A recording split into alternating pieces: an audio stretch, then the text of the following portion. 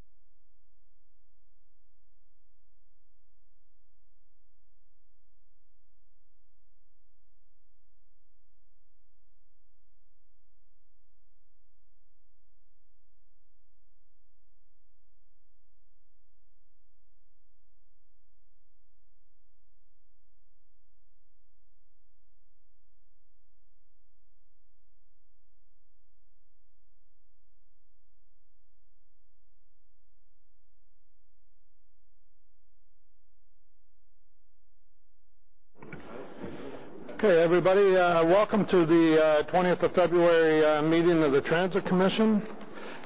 Thank you for joining us. I'd like to say a few words to get us started off here, if I may. Promise to be brief. At the special meeting recently to table the budget, I promised a few words at the start of the meeting to share my thoughts on the road ahead of us. First, let me thank the OC Transpo senior management and every staff member of our transit service, including the union leadership, for their service to our community. Thank you to our ridership for your patience and support. With the transition process from a BRT to an LRT system, you have dealt with construction impacts, changing schedules, the unknown of how this will change your commute, and now we are here.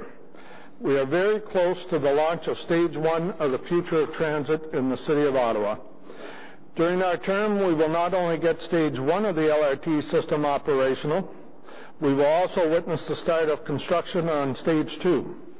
The lessons learned from Stage 1 will feed into the launching of Stage 3 as well, which will see the efforts to extend LRT service to Canada, Stittsville, and Barrhaven, to start addressing the issues with routes that, combined with LRT, will improve reliability, attracting new ridership to our service.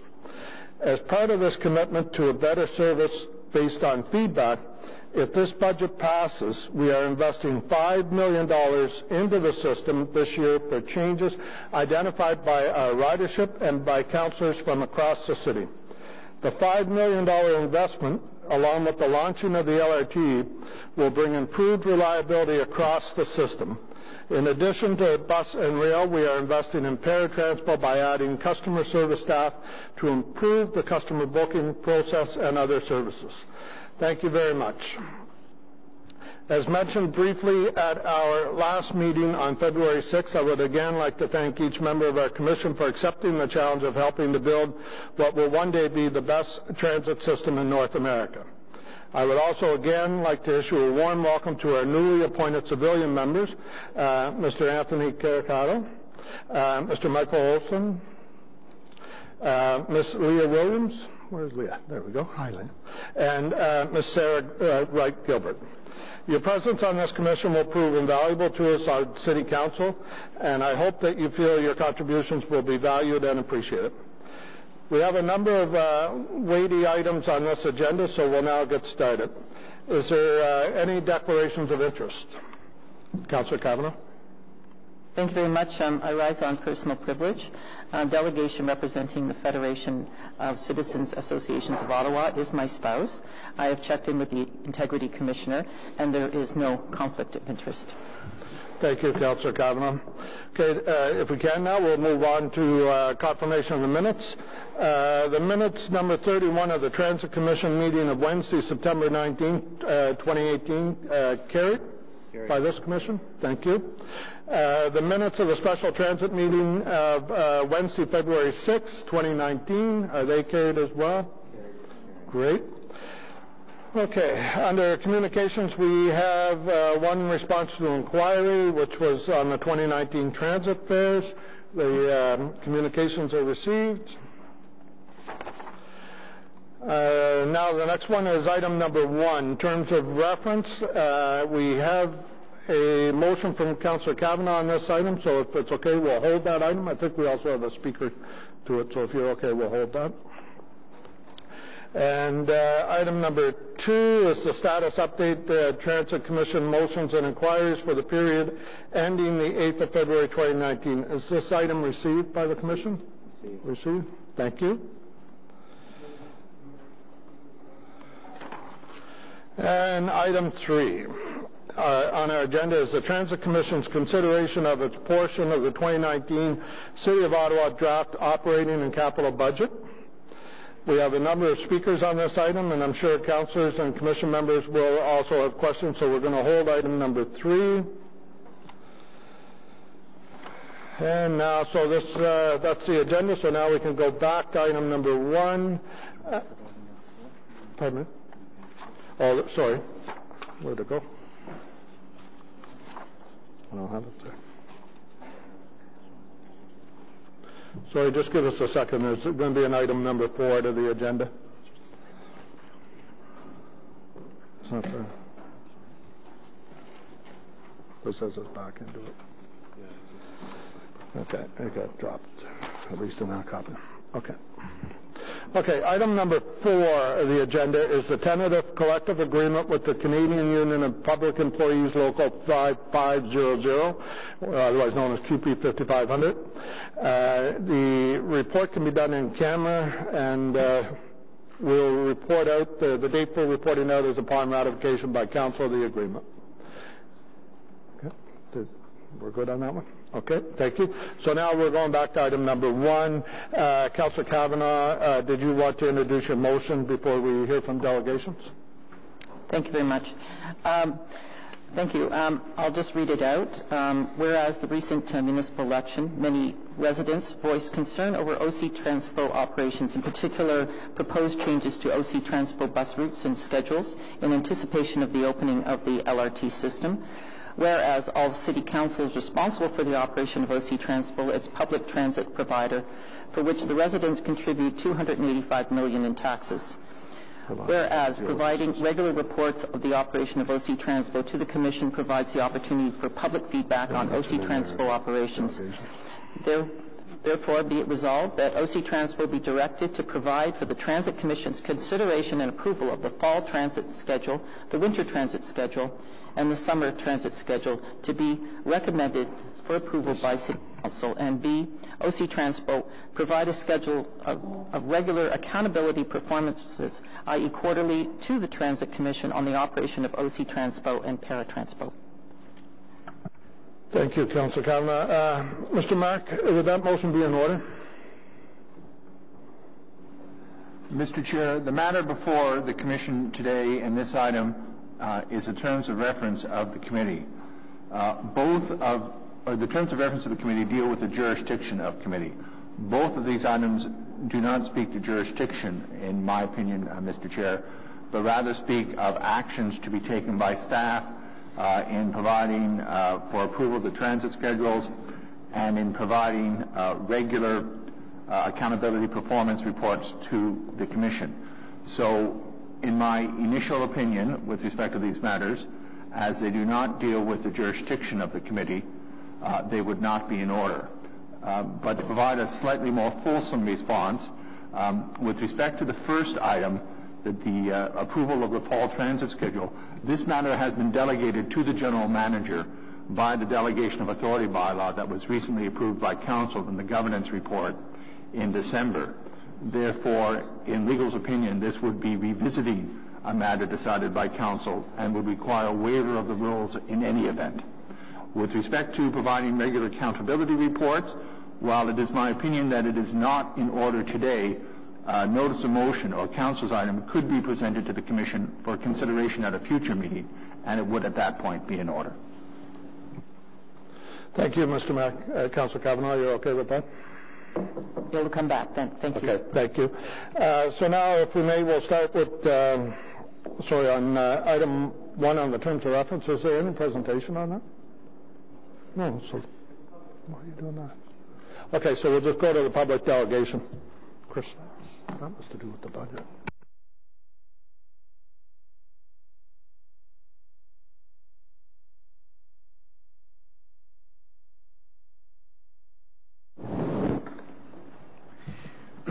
Thank you, Mr. Chairman. My name is Alex Cullen. I'm the Vice President of the Federation of Citizens Associations, which is an umbrella group representing some 50 community associations here in the City of Ottawa. Our association, our umbrella organization, has a transportation committee of which I am chair, and we are very interested in supporting the city's goals with respect to transit ridership. One of the issues that we want to bring to our attention is the need to ensure accountability over this major city responsibility for which most of us pay taxes, and that is the provision of public transit services by the city's Transit Commission. In the recent municipal election, the FCA heard, and I'm sure you also heard, much public discussion regarding the quality of service provided by OC Transpo, particularly as we transition to light rail transit. We believe the current governance structure under which the Transit Commission, which only reports to City Council on its global budget, fare structure, and labor negotiation mandate, is not sufficient. We believe City Councilors, particularly those whose residents pay the urban transit levy, about $280 million, should also be accountable for OC Transpo's operations.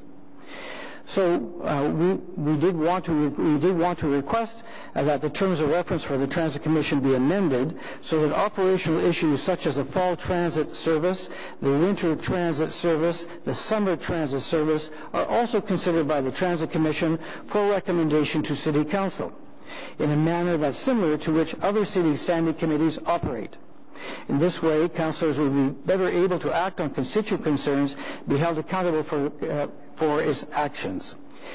One of the reasons why this is being presented is simply because when we have been before this commission before, we have found that city councillors have a particular responsibility to their constituents, but must come here as public delegations.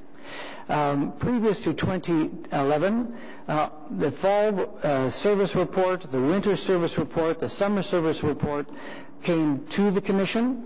Public delegations were heard because there's a public consultation process with that. The Commission would then make adjustments if necessary.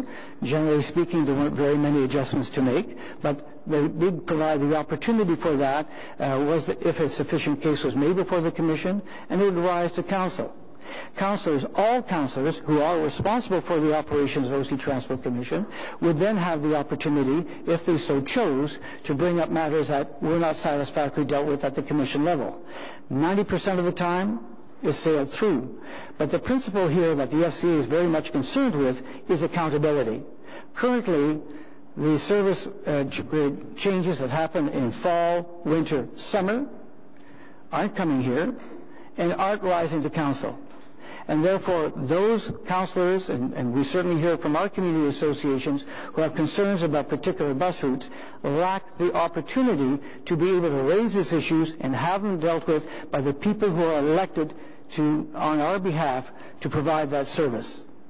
So I appreciate Councillor Kavanagh's attempt to bring the matter forward. I'm hoping that there will be a notice of motion for your next meeting to deal with these things. I'm hoping that you will see fit to have the service schedules come here so that residents can come and speak to you and say, yes, staff have got it right, but could you add an extra stop? Yes, staff have got it right, but could we have more frequency? Because only when you have those service schedules in front of you are you able to actually deal with those service issues. And there's only 8 members of council here. All 24 members of council are responsible for the operation and should have that opportunity to debate and vote on the matter. And I would repeat, some of you may or may not know that I've had previous experience with the Transit Commission in another life. This was the status quo. This worked very well for decades here at both Regional Council and the current City of Ottawa. So I'm representing the FCA on this. This is something that we've debated at our general meeting with our community associations. We would like to see more accountability. We'd like to see more transparency. We would like to see these service schedules on your agenda rising to council. Happy to answer any questions you may have, Mr. Chairman. Thank you, Mr. Cullen. Is there any questions? Councilor Bell? I have a question for staff, but for staff. Is there any questions for the delegation? No? Okay, thank you very much, Mr. Cullen. Thank you. Councilor Brockman? Thank you, Mr. Chair. Could I just be reminded by Mr. Manconi or his staff the rationale for the change? If seasonal schedule changes were originally approved by this commission, what was the rationale for delegating that authority back to staff? To go back in time, I'll ask Mr. Scrimger to add when I'm done, but basically it takes a long time to do what's proposed. And really, the picture that I draw is you're going to have to get 23 members of council to approve your route change. So compare that to what we're doing right now, where we're bringing the information to ward councillors who know their community, who know the demands of the community. We also apply the equity inclusion lens. We consult with the public. We hear their issues and concerns, and so we bring that forward. What's proposed, based on the information I've seen, you would be adding months to the process. I was privy to some of those debates that would drag on for an extended period of time, and unfortunately I think it would pit community against other communities, whereas in this case you know your communities better than everybody else. The second part of the request has to do, and I do agree with what is being requested, which is to bring back benchmarking back to this group. We suspended our aggressive benchmarking exercise because we changed our whole transit system with the BRT detours, and we knew that whatever we were going to measure in these transition years wasn't going to be meaningful. What we plan to bring forward once we launch LRT is what I think probably going to be the best in the transit industry. We're bringing external benchmarking agencies. We're talking the Imperial College of London has accepted us into their group. We have the NOVA group, which is an international transit benchmarking group, and we're trying to get into the international bus benchmarking exercise, of which only 2 Canadian cities are represented. We're going to bring that as a balanced scorecard to committee like we used to on a quarterly basis or some frequency, and probably publish an annual report. But the key thrust there is it's not just us measuring ourselves, it's other independent leading academics looking at our metrics and telling us how we compare on a worldwide stage. I think that was important context for this commission to gather, and obviously we're not debating this today. I think there's probably some happy middle point that we can get where there is good outreach with the local ward councillor. There's obviously a desire by the public to have a greater say in those route changes, but if something comes to this commission later on by my colleague, then we can deal with it then. It's just not part of the budget process, that's all. I believe I'm going to take a chance and say that that's my understanding of Mr. Mark's ruling. Okay. No further questions of the delegation or the staff on this? Okay, thank you very much. We'll move on to item number 3, which is the budget. Let's carry. I'm sorry. First meeting. Let's carry item number 1, please. Carried. Thank you. Item number 3, we'll start with a staff presentation, following by which Councillor Cloutier will introduce a roadmap motion for the Commission's consideration, and we'll then go to delegations, which, if anyone wants to sign up, there's a sheet on the corner over there. Okay, when you're ready. Thank you, Mr. Chair. Good morning, members of the Commission. This presentation is an update to what you saw when we tabled the budget. We've included the work we've done on the expansion of the $5 million investment on route enhancements and service improvements. So you'll recall that I've been saying over and over again, 2019 is a transition year for us in many respects. We have brought forward the best information we have in terms of putting the estimates together for you that's before you. Most significant change in the history of OC Transpo, we're going to be moving to a true multimodal operation, bus, rail, very busy on the rail side and very busy on the bus side, and I remind everyone that those bus operations are just as critical as the rail, including para-transpo, so we're multimodal across all streams. The launch of the light rail system will trigger your reduction in your bus costs, which funds your transit affordability plan, and then we net out and include the payments to a Rideau Transit Maintenance Group once it's up and running.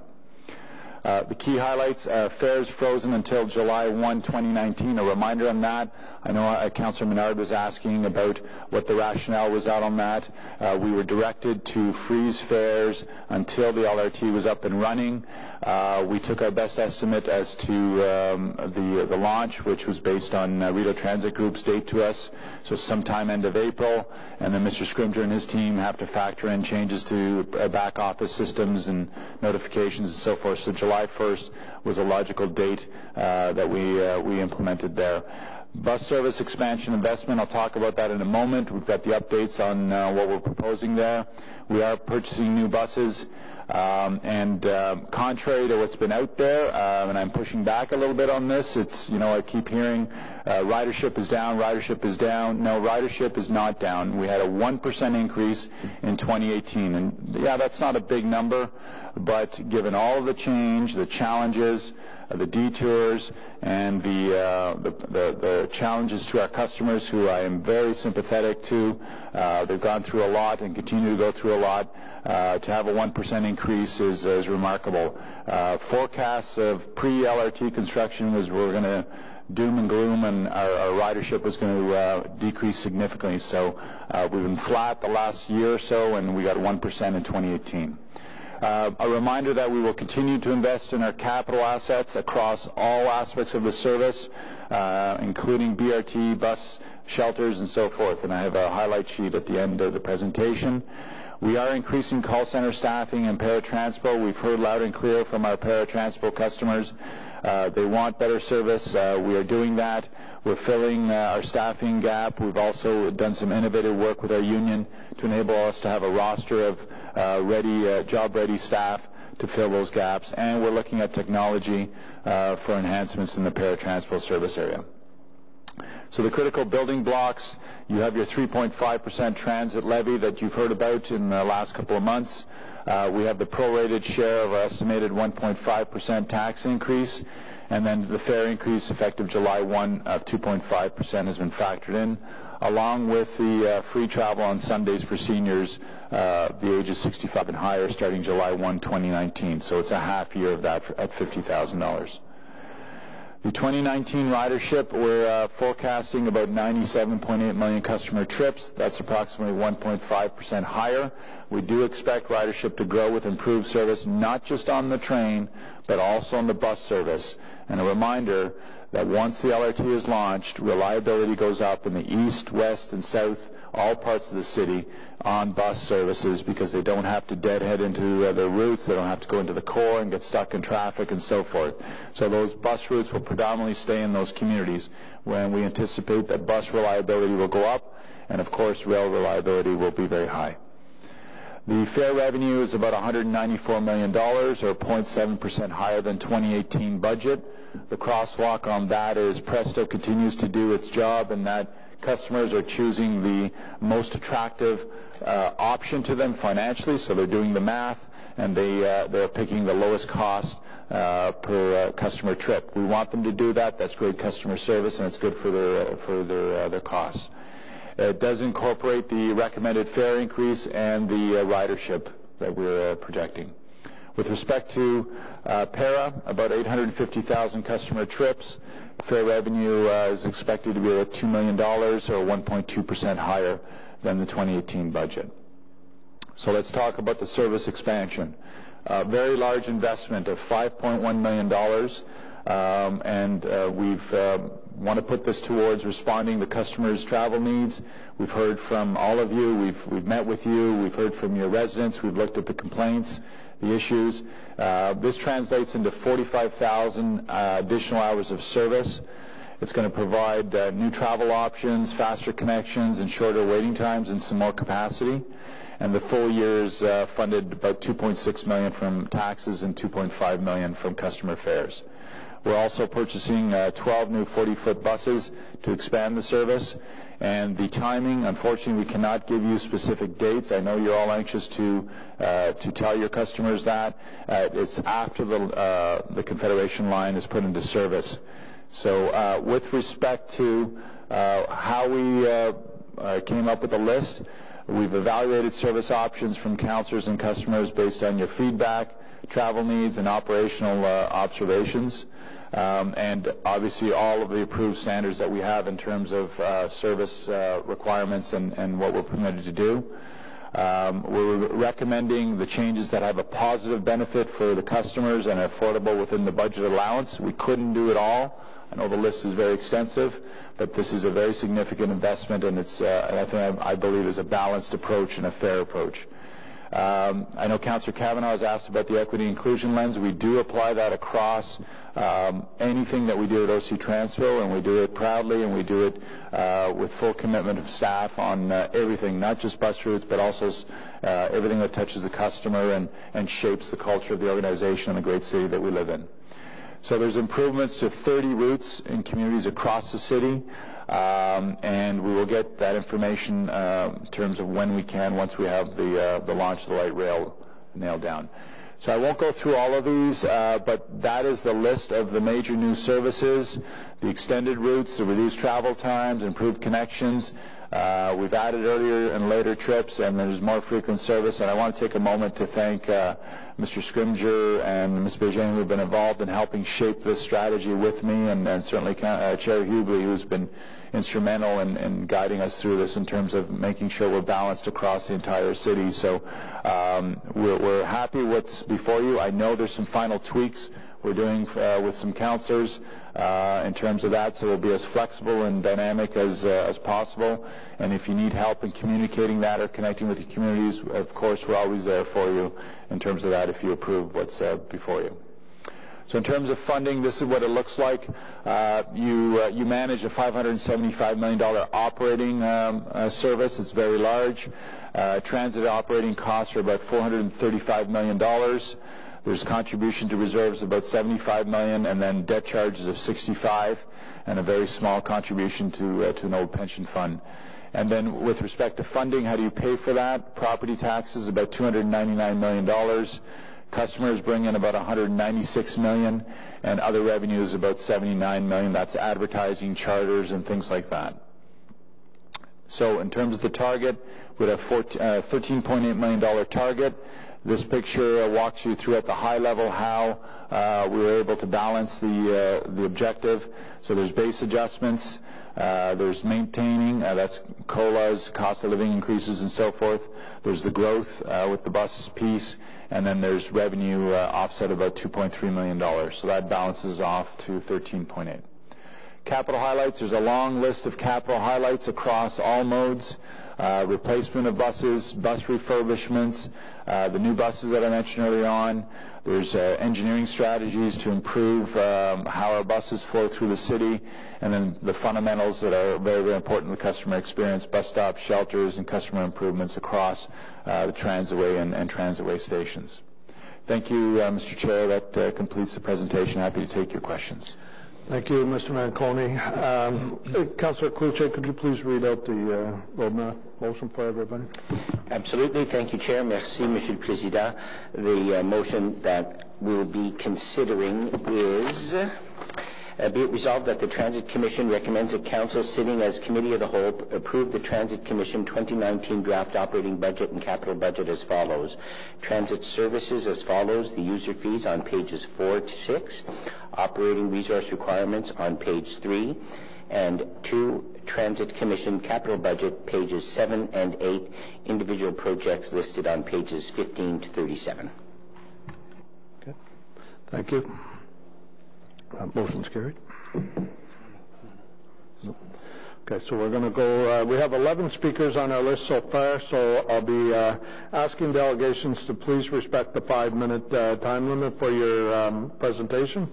And we will go to delegations. And a reminder for councillors that have joined us at the side table, Lucy has a handheld microphone if you want to ask questions when we go to questions. Okay, is Stephen St. Denis here? No? Okay. Aaron Andrews? Okay.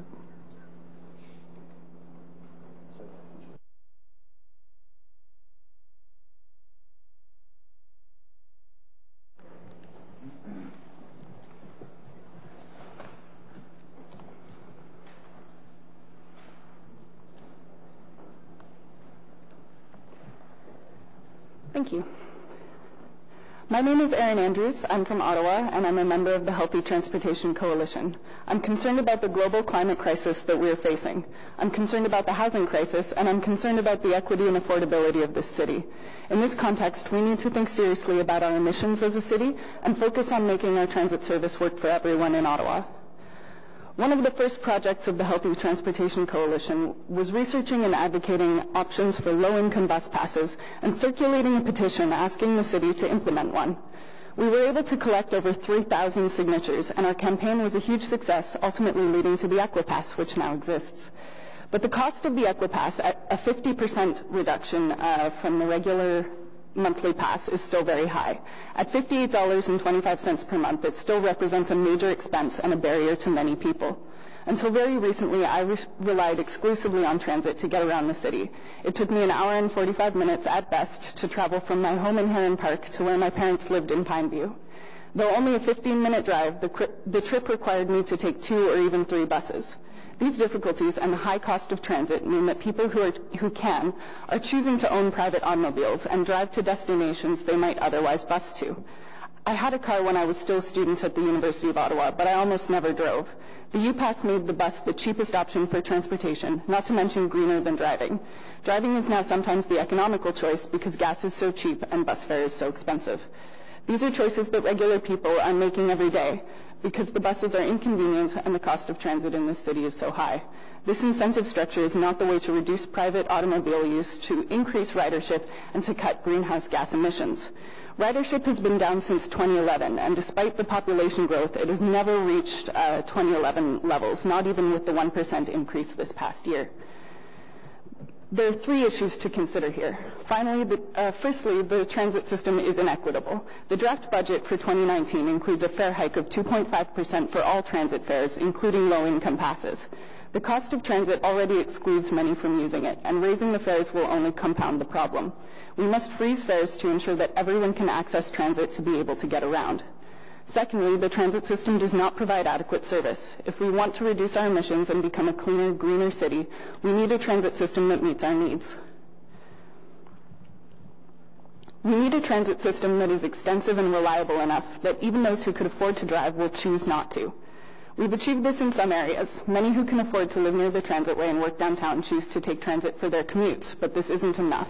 To reduce congestion and fight climate change, we need better local connections to transit, so people living farther from the transitway and the light rail are also well served.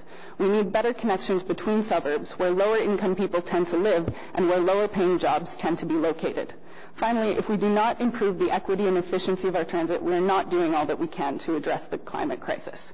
We need to radically shift our priorities as a city away from the car and towards modes of transportation that are both more equitable and more environmentally friendly. To this end, we need 2 key actions. We need to freeze fares, especially the low-income fares, immediately. It would cost only $105,000 to freeze the Equipass, Community Pass, and Access Pass. And in the past week, more than 90 people have emailed the mayor and their city councillors to call for this freeze. This is something we can and must do in the short term. We could freeze transit fares for everyone by increasing the transit levy by 0.8%. Bold measures need to be taken if we are to increase ridership and address the climate crisis. Secondly, we must invest in transit service to underserved areas. We must strengthen connections to rapid transit in places like Greenboro East and Carlington, in communities without light rail service, and especially in low-income neighborhoods. Transit issues need to be considered in terms of the city's equity and inclusion lens. Raising transit fares, especially for people living on low incomes, is not equitable and it is not inclusive. We need an equitable and inclusive city where transit is affordable for everyone and serves everyone's needs. Thank you very much. Any questions for the delegation? Councillor Kavanagh. Thank you very much for your delegation.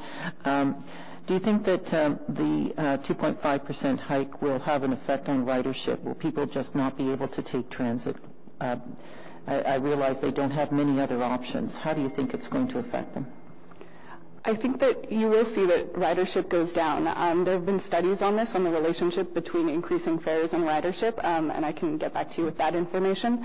But also, we've heard from individuals that choose to walk everywhere because they can't afford to purchase a transit pass. This works for people who are fortunate enough to live downtown, but more and more people who are living on low incomes are being pushed to the suburbs. So it's not a sustainable situation. Thank you, Councillor Kavanagh. Anybody else? Hi, thank you for coming today. My question is, you mentioned a number that would cost $150,000 to... Pardon me, $105,000. Sorry. No worries. Sometimes I switch the numbers. To freeze the transit fares for the Equipass. Can you tell me how you came to that number? It's for the Equipass, the Access Pass, and the Community Pass. And I was given that number actually by Councillor Sean Menard, and I would have to ask him how he came to that number. Sorry. Thank you. Anybody else? Okay. Thank you very much for your delegation. Next we have Anu Bose. Anu? Come on up to the front, please. And after you, for the second time today, we'll hear from Alex Cullen.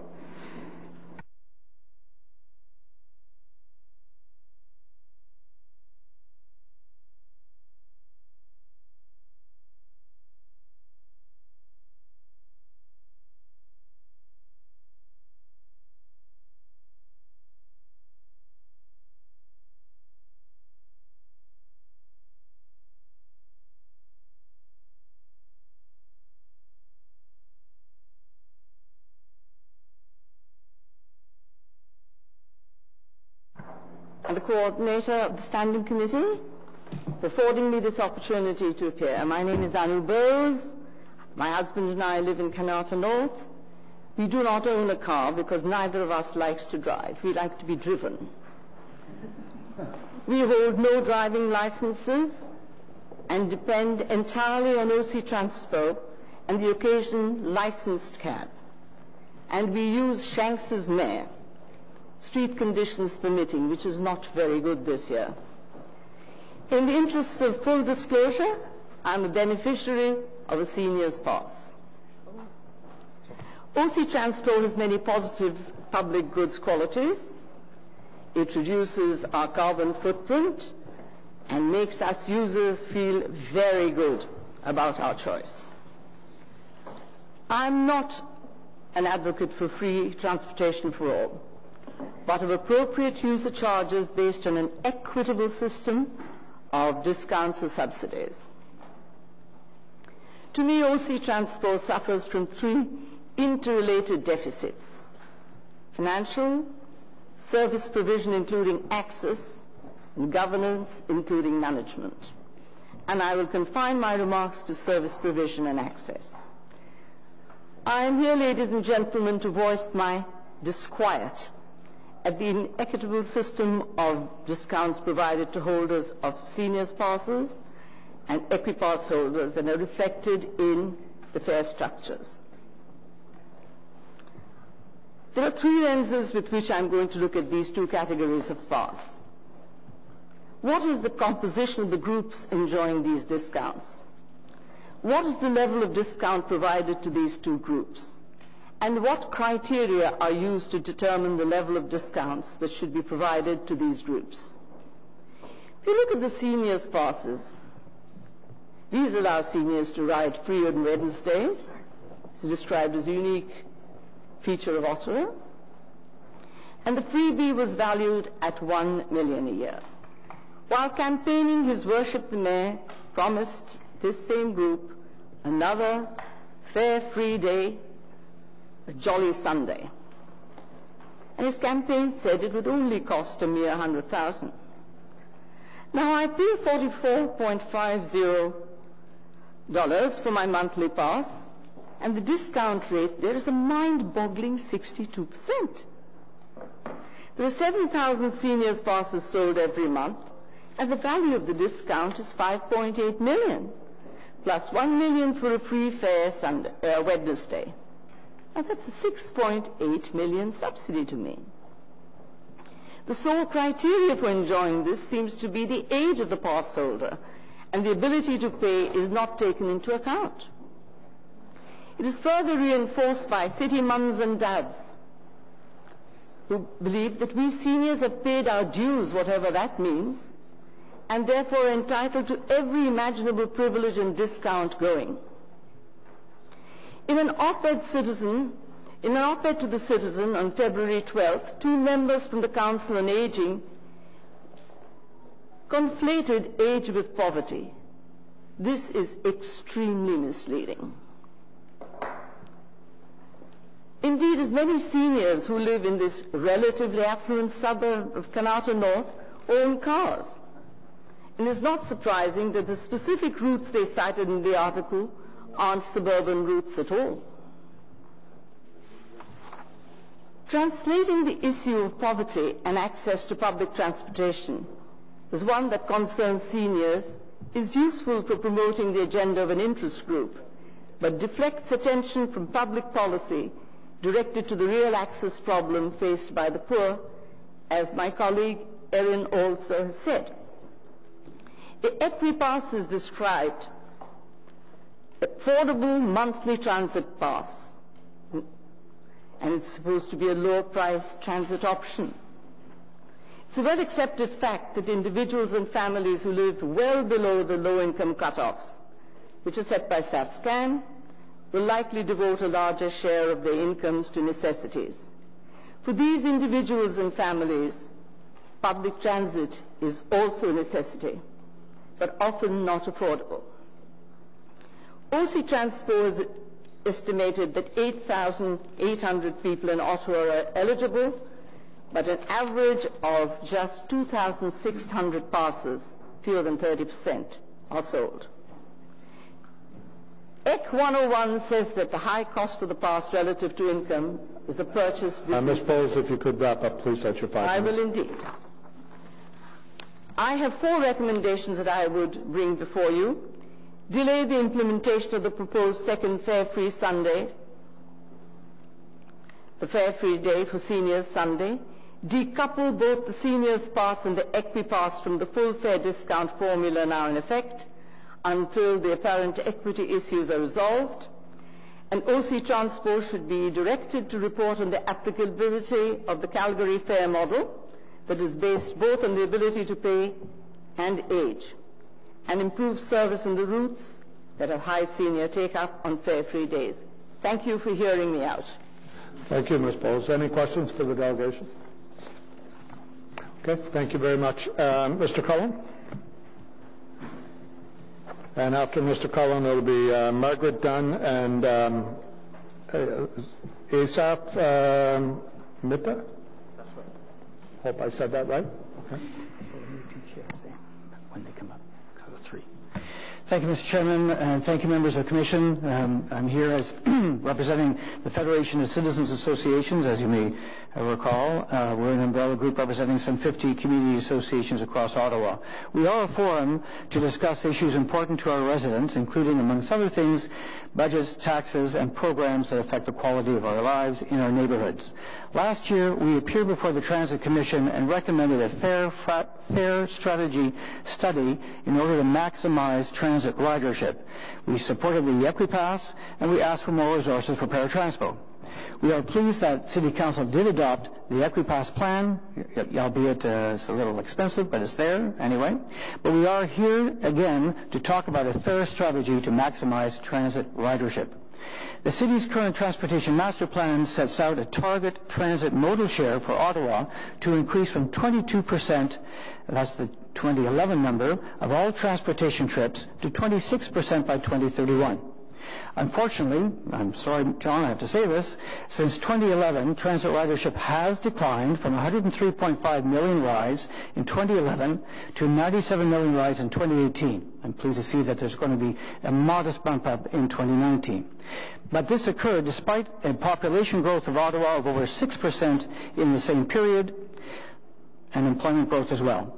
While a number of factors have been identified in contributing to this ridership decline, fare increases in excess of inflation clearly have had an impact on ridership growth. The regular adult monthly bus passes in Ottawa have increased by over 24% from 2011 to 2018, while inflation has increased by 11% for the same period. The FCA supports the City Council Transportation Master Plan objective of increasing transit ridership and the public investment in expanding public transit infrastructure as a means to achieving this goal. Certainly, the public investment into light rail transit is significant, consuming by far most of the planned TMP capital expenditures to 2031.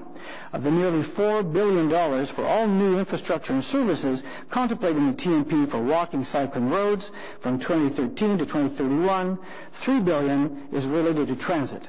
And of that, $2.4 billion is for LRT. This is a significant public investment in transforming the delivery of transit as an aid towards increasing transit modal share to 26% by 2031. FCA members expect that the transformation of our existing transitway system to light rail will have a positive effect on transit ridership, but believe that the new LRT infrastructure alone will not be sufficient to reach the city's transit modal share target. Consequently, the FCA is recommending that the City of Ottawa review its transit fare structure in order to maximize transit ridership as a means of achieving the city's target. Lastly, the last point that I have to make about our presentation here, and this deals with Paratranspo. Paratranspo has been an ongoing issue before this Commission for years. You will hear from us, you will hear from others about the adequacy or inadequacy of Paratranspo service to meet demand. It is an expensive, highly regulated process, and simply increasing the budget for Paratranspo to meet inflationary pressures, I should say, is not sufficient to meet demand. So we support other organizations, you will hear from other organizations, asking for more resources being devoted towards Paratranspo. If not now, better take a good look at it because it's not meeting current demand. Happy to answer any questions you may have on behalf of the FCA. So Brockington. Thank you, Mr. Chair. Mr. Cullen, I think you and I both hold degrees in economics. Is that correct? That's very true. So some goods, regardless of the price, the demand will continue. Goods that are absolute necessities in our lives.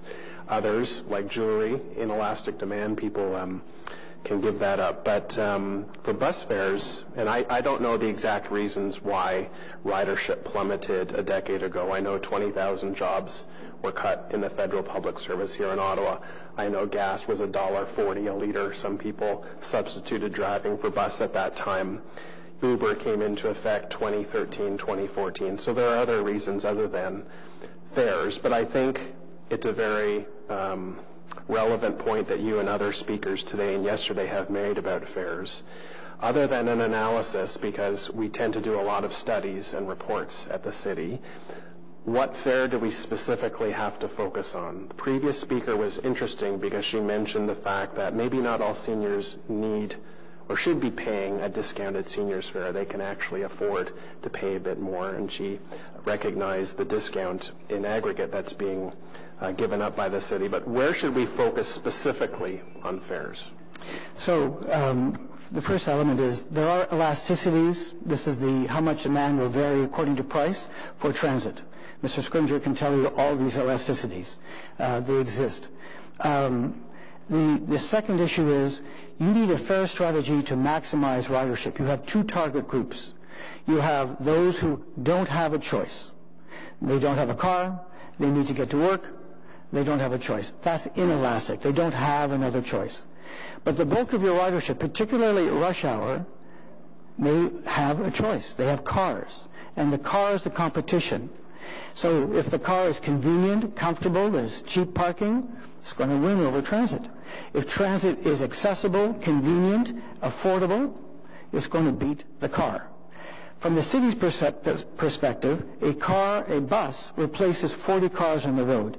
And the road budget is the biggest pressure, most expensive subsidy going in the city's budget. The Transportation Master Plan goal to increase ridership, this commission is charged in its terms of reference to increase ridership year after year after year. It has to look at what are the strategies it takes to get there. Service is clearly one, and I believe LRT is going to have an effect. In fact, Mr. Manconi is suggesting that ridership will go from 97 million to 97.8 million, which is not a heck of a leap, please, when we've fallen from 103 million, and, by the way, employment did grow over that period. So I would, if I was contracted to do the job, I'm retired, I'm a senior, and I'll be back again to deal with the seniors issue, by the way, because I'm with the Council on Aging, and they have a proposal. But you asked, what should we be focusing on? You would be focusing on the fare levels that would, and the assorted policies that go with it, because you have a parking strategy coming up in June. That is another policy issue. You have service issues, which you place budget constraints on. We've seen, if you wanted to put more money into transit, I'm sure Mr. Manconi won't object, but you're also facing your population that sees fares and taxes. So the City of Hamilton puts 60% of its budget taxes towards transit, 40% from fares. That's not Ottawa. Ottawa is 45-55. That's a political decision. But from the selling this issue to the taxpayer is quite simple. If we invest in public transit, we reduce the pressure on building new roads, widening new roads to accommodate more cars. You can see it on the Queensway. They widened the section from Maitland to the Carling crossover, and it's filled up with cars. So you have a transportation master plan that says you're supposed to increase transit ridership. We know price is a factor. You should ask your staff to look at best practices in other communities, other cities, because we're not alone in this, and see what will it take to attract more ridership. And that's what we're asking. That's what the FCA is asking.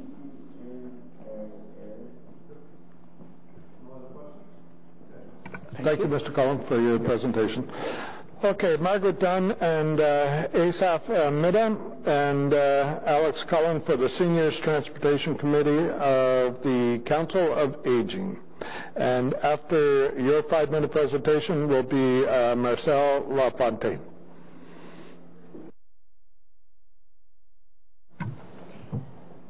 Thank you. Good morning, and I appreciate this opportunity on behalf of the Ottawa Seniors Transportation Committee of the Council on Aging, my colleague Asaph Midha.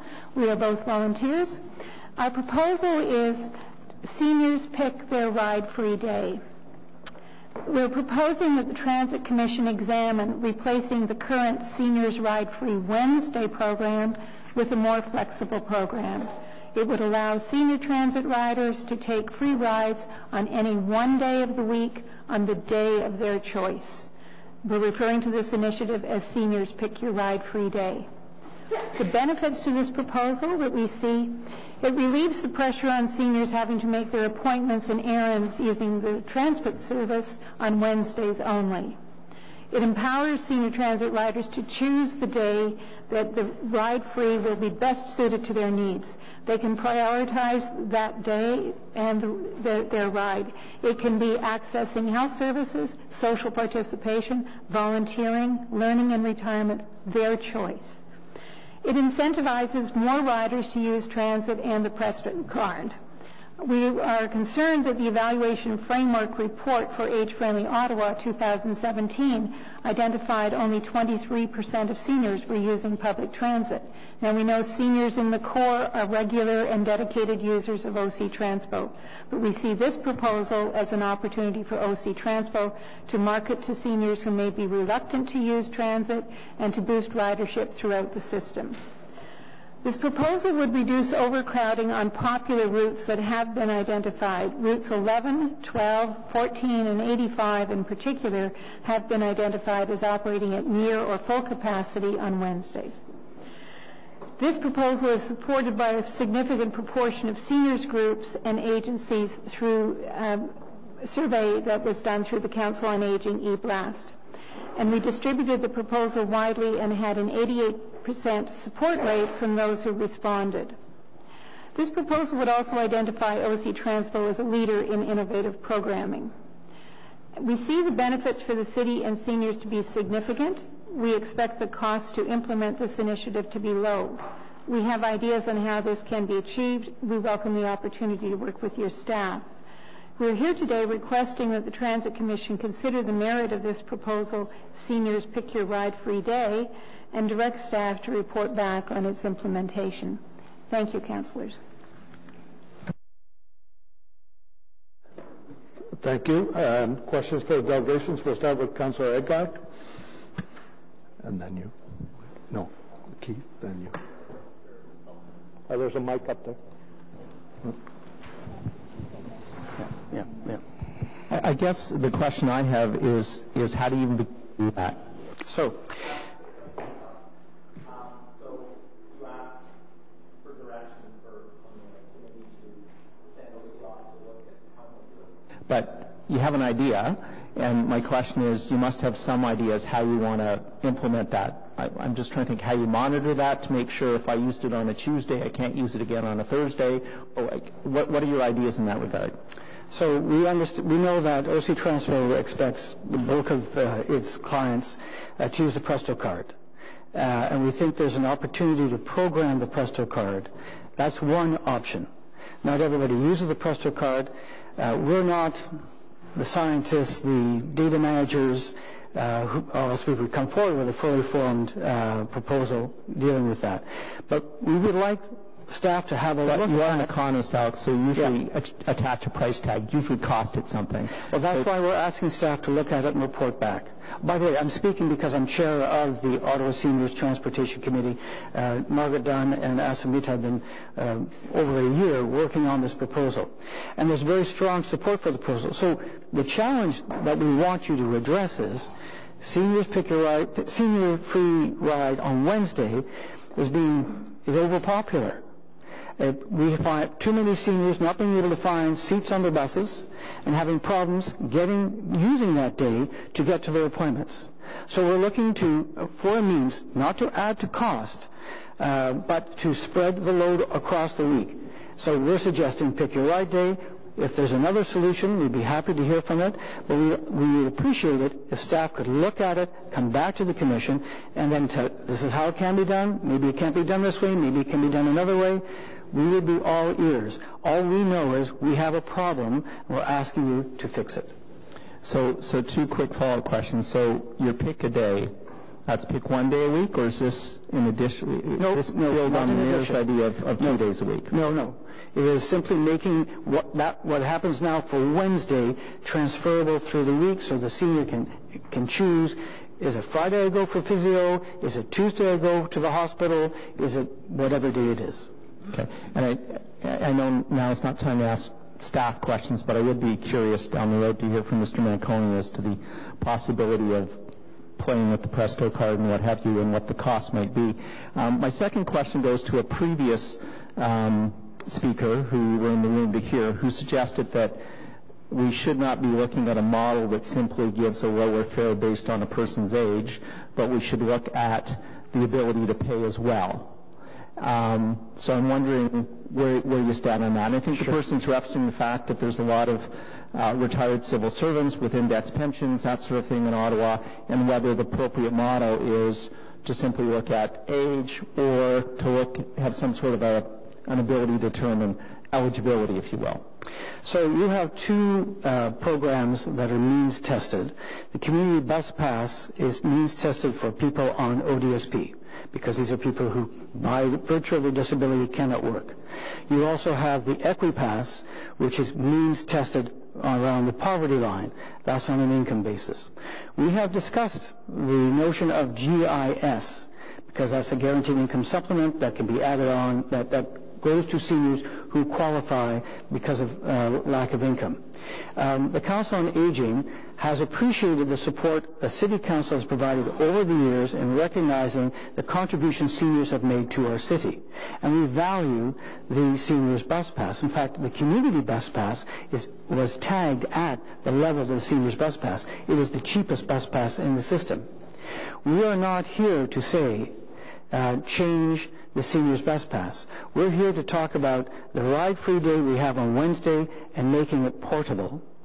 I will mention that the Mayor's proposal for an additional free day on Sunday came as a surprise to us. We were not consulted the Council on Aging was not consulted in that endeavor, and we're not going to refuse a gift horse, but that's not what we're asking for. Our priority is to have that Wednesday portable, and if it means giving up the Sunday, we'll take that portable day of the week. I hope that answers your question. It doesn't. So what I asked you, and I appreciate you weren't here to speak to it, but what I'm asking you is the Council supportive at looking at the model that the previous delegation referred to, which is looking at not only a person's age, but looking at what that person's income is, to determine whether or not they qualify for a pass? So the answer seems to be no, but I just want clarification. So very, very clearly, the Council on Aging supports the current Seniors Bus Pass. Okay, that's a better answer. Thank you. Thank you, Councillor Aguilar. Councillor Gower. Question, Mr. Chair, just from staff on what is and is not in scope of this budget discussion, because there's many things that seem to be really falling into policy discussions rather than budget. In terms of our decision making today, what can and can we not change? Ideas like income-based questions around fares. Certainly, good question. Mr. Mark will give us some guidance. Mr. Chair, what is in scope, of course, is the planned expenditures by the Transit Commission within the budget book that was supplied by staff to the members of the Commission. Having said that, however, it has been the practice of committee, commissions, and council to permit matters that call for future study that are budget-related to be considered after the budget has been recommended by the Commission. Thus, staff have been provided with two motions in advance of committee today. One of these motions was to look at the question of the seniors' free day, and so without actually approving it, but to look at it in the future, and it is staff's opinion that such motion is in order after the budget has been recommended by Commission. After the budget. Okay. Okay, any other questions for the delegation? No? Okay, thank you very much for coming out today. So next we have Marcel Lafontaine, followed by Stephen St. Denis.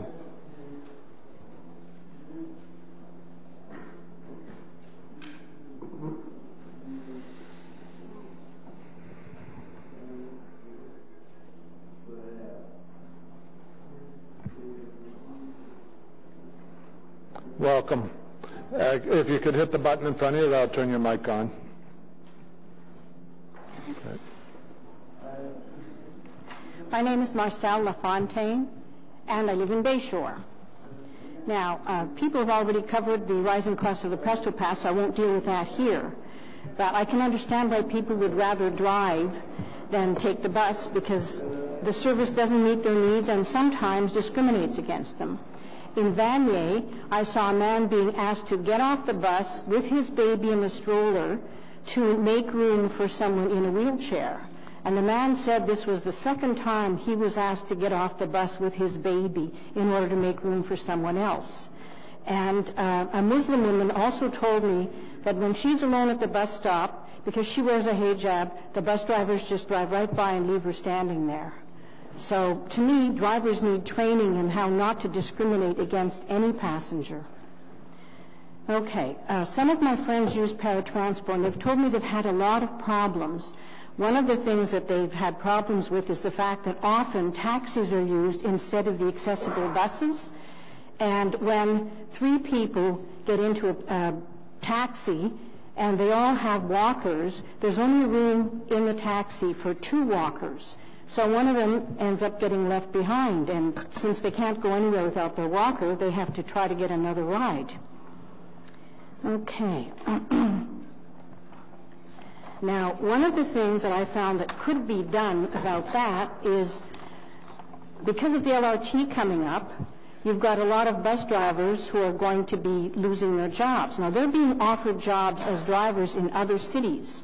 So rather than losing these experienced drivers, couldn't we just have them be driving more of the OC Transpo buses instead? And if the service were reliable, then more people would use it. So we could possibly have a zoning system which would divide the city into various zones so that people could get in on zone 1 and say they're going to zone 3, and they would get dropped off before those people who are going to zone 4. This is something that I've seen used somewhere else with taxi services. And also there are areas in Ottawa that don't really have bus service. Amazon CA is opening up in Greeley, for example, and there's no bus for the people who want to work there to get there, so they can only hire people who drive. So they really need to have a bus service for those people. Well, if the transportation was cost-effective, available, and reliable, more people would be using the buses. So they would rather use the bus than have to pay for parking, put more mileage on their cars, and get stuck in traffic jams. With LRT, we're on the verge of creating a whole new transportation system for Ottawa. But since the LRT will not be available at everyone's door, let's make sure that the buses and parabuses that crisscross the city are doing the job that they should be doing, helping people to get where they need to go. Thank you. Thank you very much. You raised several good points for us to think about for the future. Is there any questions for the delegations? Councillor Kavanagh. Thank you very much, Mr. LaFontaine, for coming out today, and it's very good to hear from you. What would you say your top priorities are? This is a budget hearing, and you've mentioned some things, but what is your top priority in terms of what you see as an improvement to the bus service from your point of view? An improvement to the bus service, well, for me, since I have friends who use Paratranspo, I'd really like to get some funding in there to make things easier for them. They're having to wait on the line for 45 minutes or something to be able to get through. That's not acceptable. And then sometimes they get left behind because they were forgotten, and they're waiting there wondering what's going on. If they don't have a cell phone, they're really stuck. So they really need to be able to know that someone is going to pick them up. And that to me is really a priority, because some of my friends depend on that and they get stuck. I wait with them, and sometimes it's a long wait.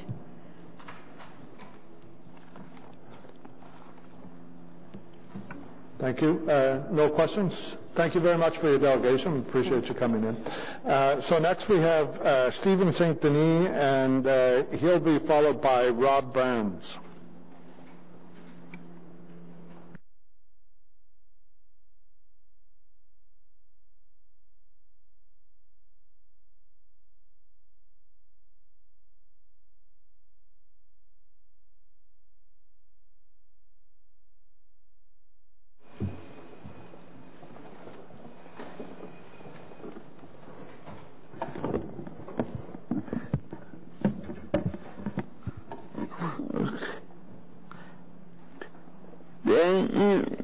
Thank you for letting me speak.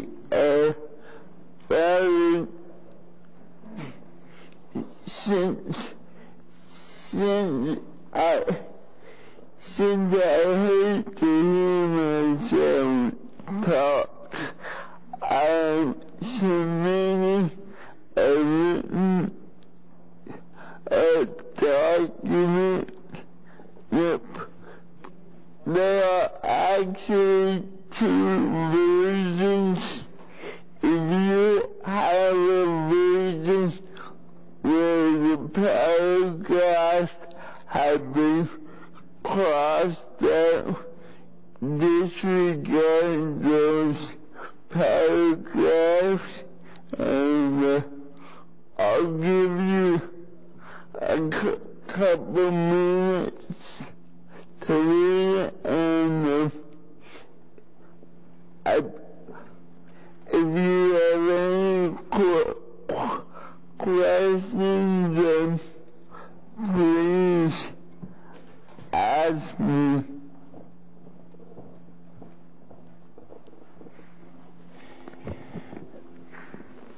So, Mr. Saint-Denis, you'd like us to, you've distributed some documentation. You'd like us to read it and base our questions on what we're about to read? Yes. Okay. Thank you.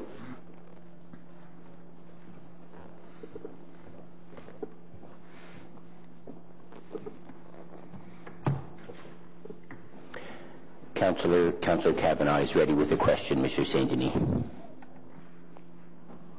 Okay. Thank you very much, Mr. Saint-Denis, for coming out today and speaking out on the number 11. I know it's been very, very important to you. And I've heard loud and clear from the people who live along Richmond Road on it. I don't know if you saw earlier, but on the screen, one of the proposals that was put forward was bringing back the number 11. And it was put up, and it's going to be every 30 minutes. So it's going back to its route to Bayshore. I'm very pleased with this, and I certainly do want to talk to the community about it. I think that this was a very good move by OC Transpo for recognizing the importance of it. So I just wanted to get your opinion on it. It's something that's, I think, going to help a lot in terms of people like yourself and many, many, many others who live along the Richmond Road corridor. Well, I'm really happy to hear that. Unfortunately, the number 11 is just a symptom of a bigger problem.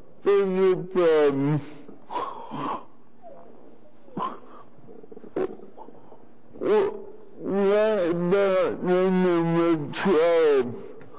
What about, I don't know, how many local routes that have impacted thousands of citizens across the city? Are they getting their service back? And there's also an issue of accountability.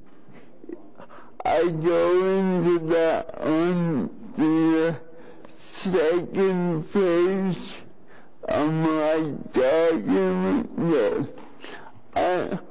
I am very disappointed by the Transit Commission.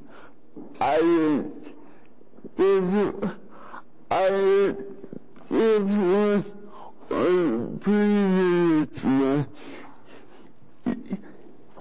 Your primary responsibility is to represent your constituents. Instead, what you say is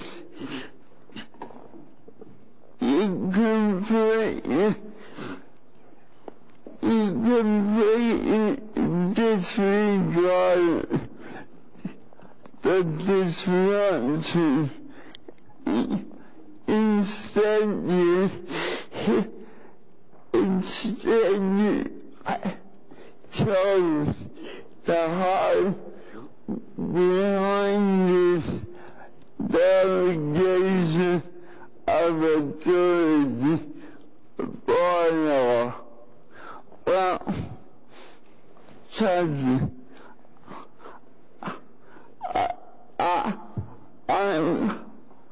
I was a public servant for 32 years. I know what happens when power persons stick their noses where they don't belong. But when it comes to major decisions, and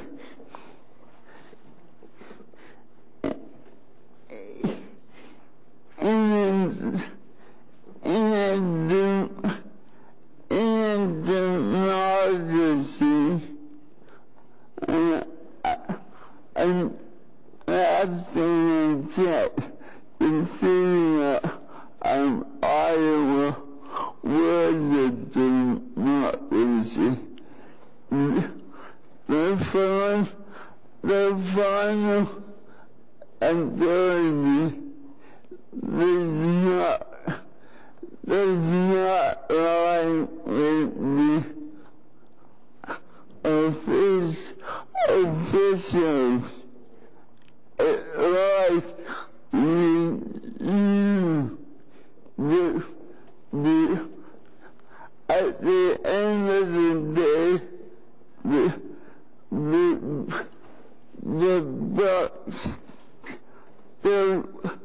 the buck stops with all of you, and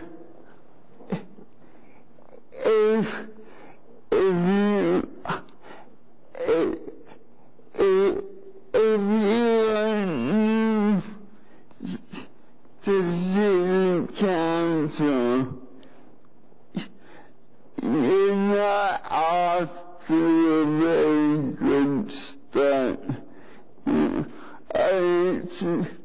I expect a lot of transparency and accountability from my elected officials.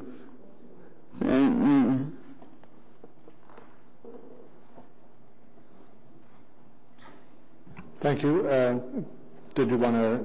Okay, we're going to waive the normal rules, and Councillor Kavanagh would like staff to answer those questions if possible. And I just want to comment, Mr. St-Denis, you made some good points about the delegation of authority, which is why I'm going to be moving a notice of motion on the whole schedules coming up in terms of the fall and spring, for those very reasons that you've outlined.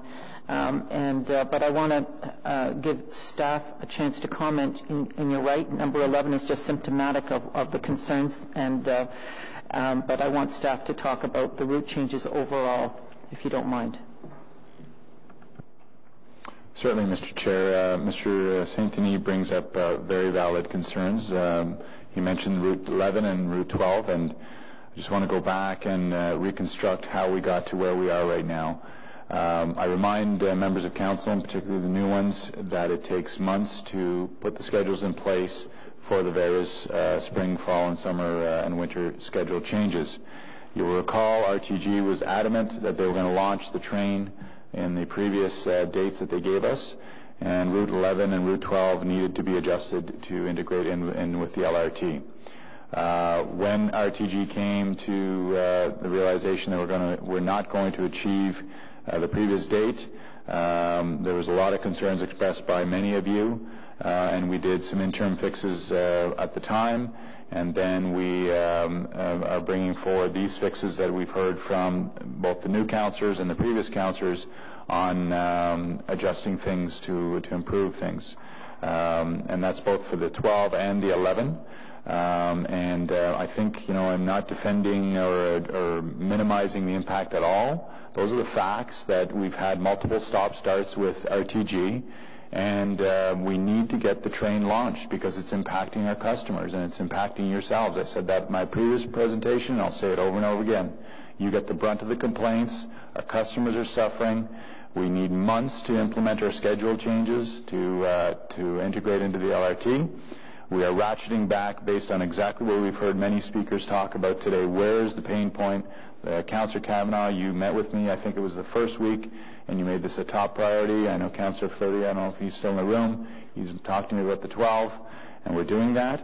The 11 was also augmented in that there were some adjustments made based on community feedback that did not work.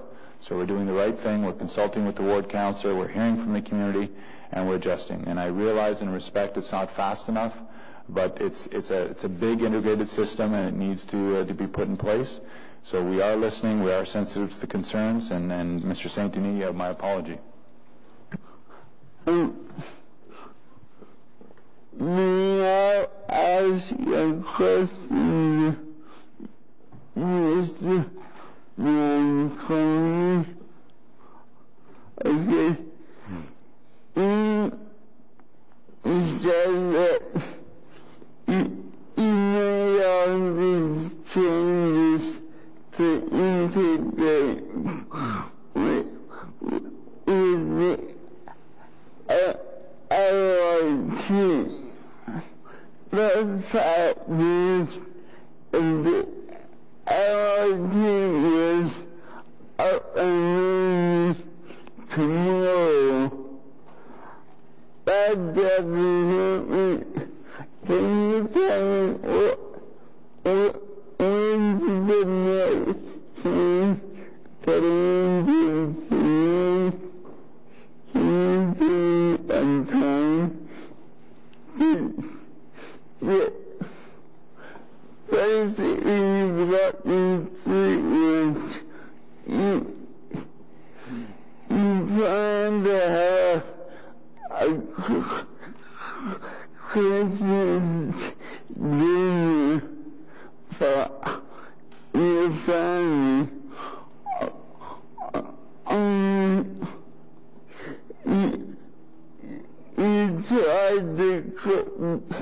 You tried to cook the turkey in October.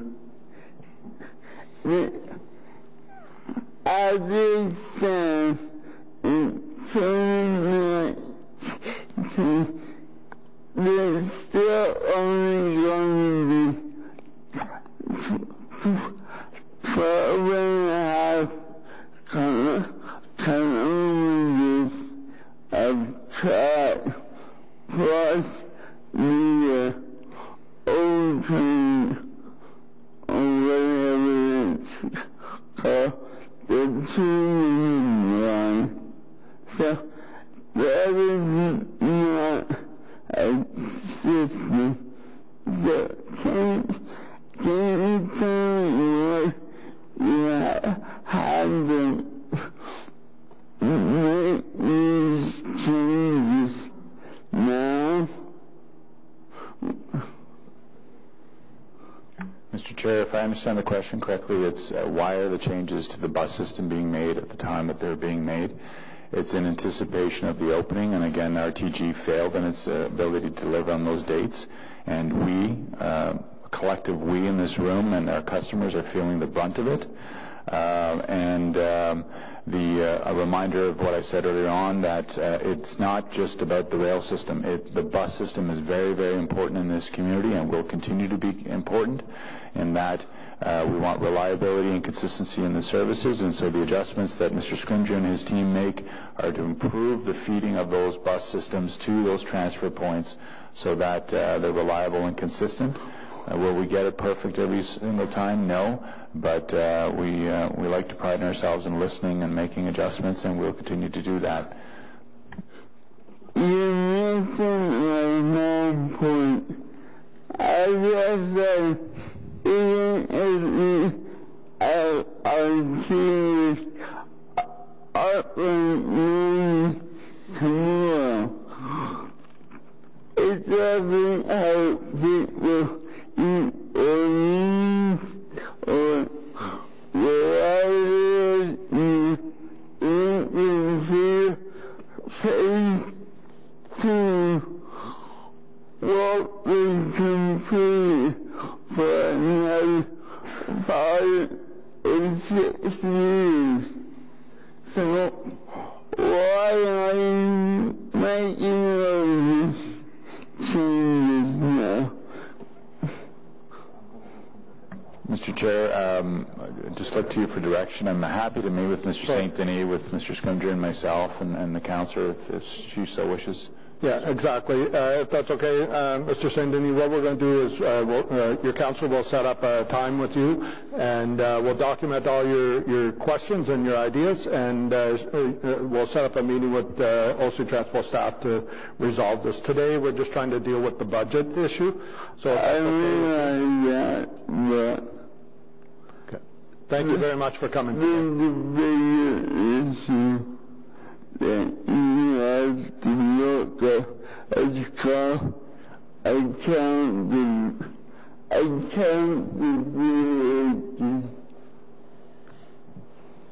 Okay. Okay, thank you very much.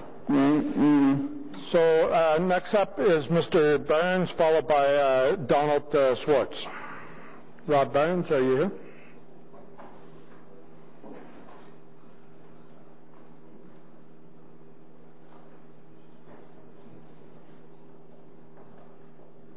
No, Mr. Burns. Okay, Donald Swartz. Donald Swartz, followed by Emma Coulter.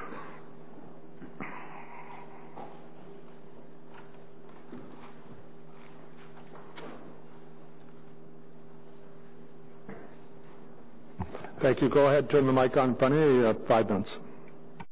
How do you do that? Yeah, you're good. I'm good. Okay. Well, thanks very much for having us here.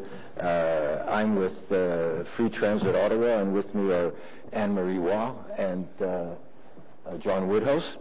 We're the ones that organized the Transit Challenge recently, a fairly well-recognized event. Previous to that challenge, we had held 2 public meetings in the city, one in Vanier and one in Bayward, where people came and talked about all the issues that they had with regard to OC Transpo, and not least of all its cost. And in light of that, what we wanted to do was to both publicize those issues and also get a sense of how widespread they actually were.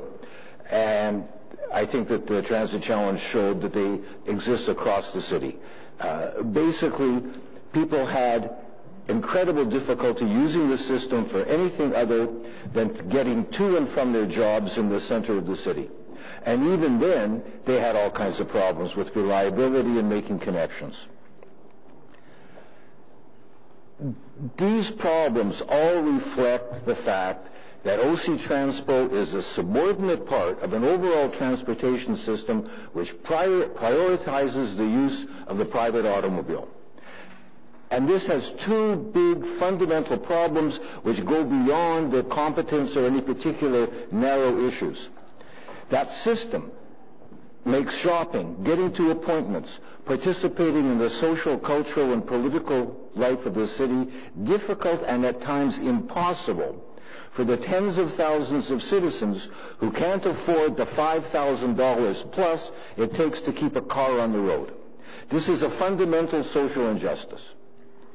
Secondly, this prioritizing ignores climate change. The transportation sector accounts for 35 to 40% of the greenhouse gases that are the primary cause of climate change. Public transit produces 1/3 of the greenhouse gases on a per-trip basis compared to a car.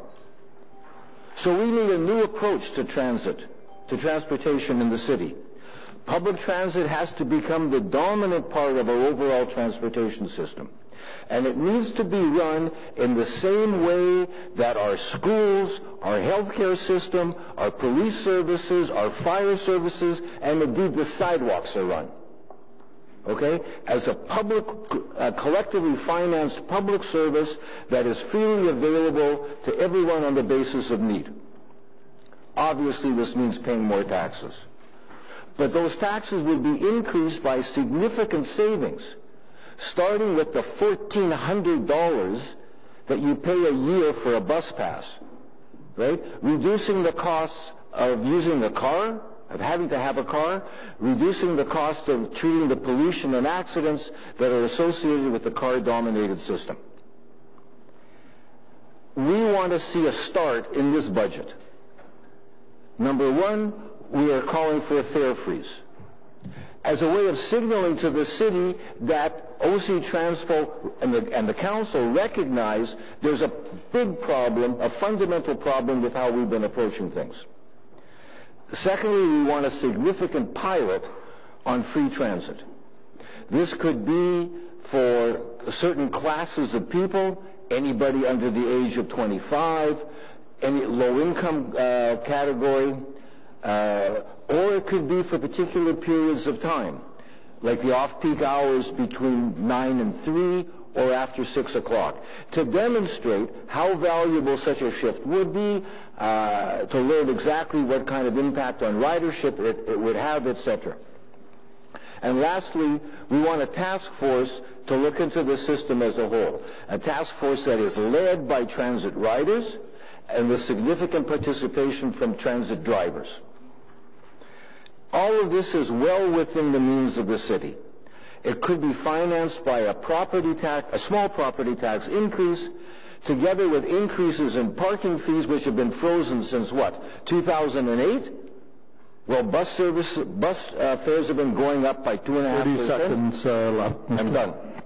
And increasing development charges, plus some reallocation of money from quite pointless road expansions, which will only be overwhelmed by more cars in a short period of time. Thank you very much. Thank you. Any questions for the delegation? Thank you, Mr. Chair. Thank you for coming today. How would you justify the increase in tax levies as a result of free transit to those residents who do not currently use transit? You mentioned that those who use transit, much like myself, would save approximately $1,400 per year as they wouldn't need to purchase a pass. But for those who do not use transit but do pay city taxes, how would you justify the increase in levies on those residents? Well, how do you justify the levies for health care, or for sidewalks, or for police? You say these are public services that should be available to all citizens on the basis of need. You don't have to pay to have a policeman come to your door if you're robbed. They come. If there's a fire, the fire services come. They don't care whether you have money in your pocket or not. It's a mark of a civilized society, I would think. Thank you for answering my question. Thank you, Mr. Chair. Thank you. Member Wright-Coburn. Anybody? Councillor Kavanagh?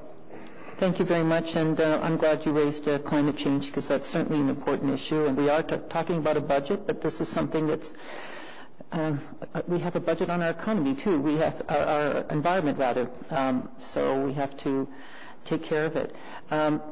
What is your opinion on e-buses? That's one thing that I've heard a lot about recently, and so far I've heard of new bus purchases, but we're still working on diesel. How would that affect climate change?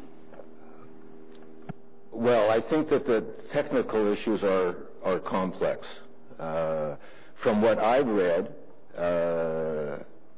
shifting to e-buses will certainly help, but we do need to be aware of the incredible energy costs involved in, above all, in producing the batteries on which they run. So there are improvements in terms of reducing greenhouse gases, but those kinds of technical fixes are not going to substitute for systemic shifts, like moving from a car-dominated transit system to a public sector one. It's part of it. There's a lot of pieces, I think. Thank you, Councillor Kavanagh. Okay, thank you very much for your presentation. Emma Coulter, followed by Heather Stetcher. Okay, and then Ian Mitchell after that.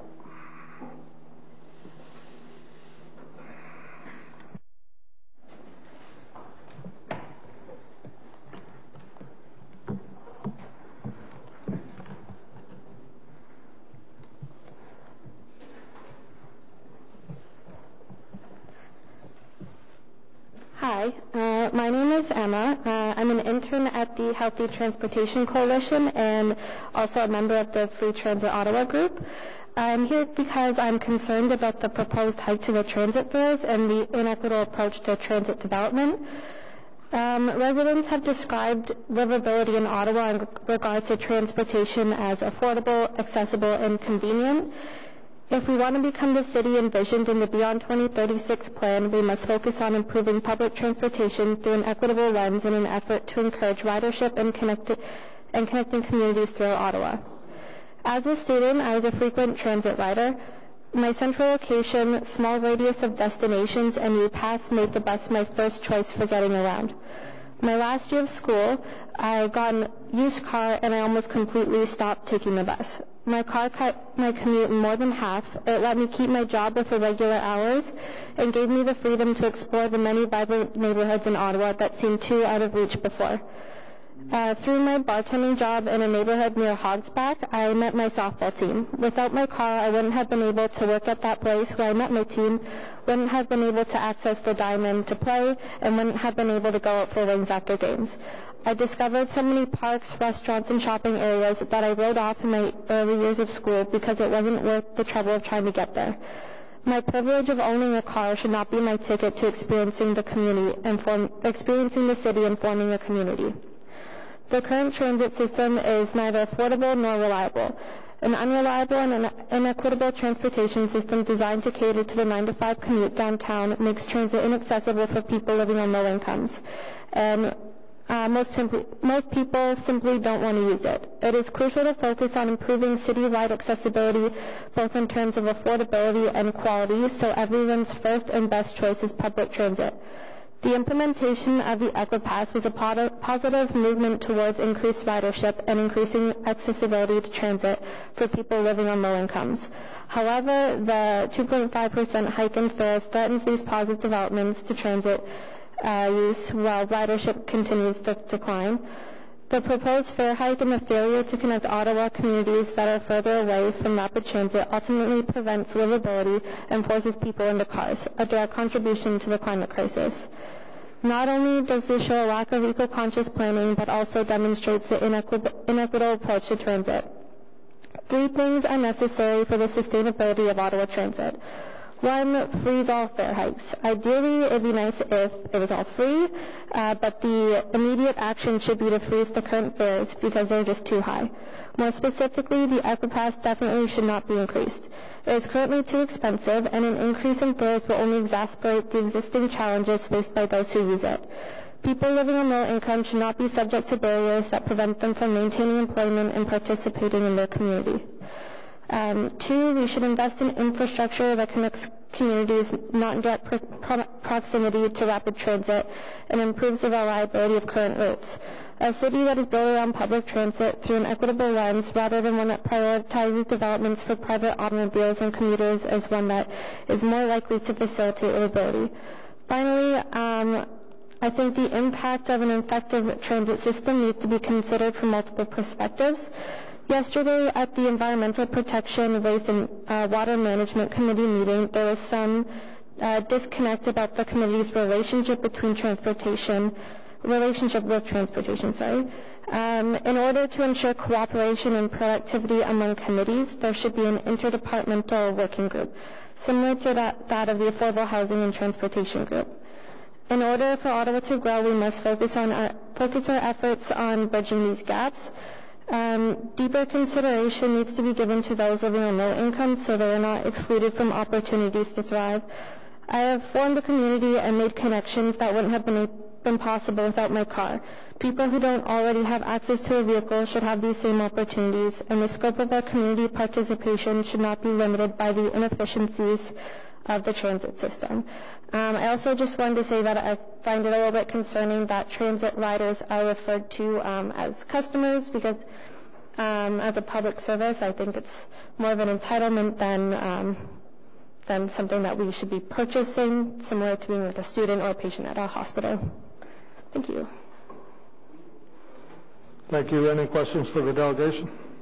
We're good? Okay, thank you very much for coming today. Heather, and followed by Ian Mitchell.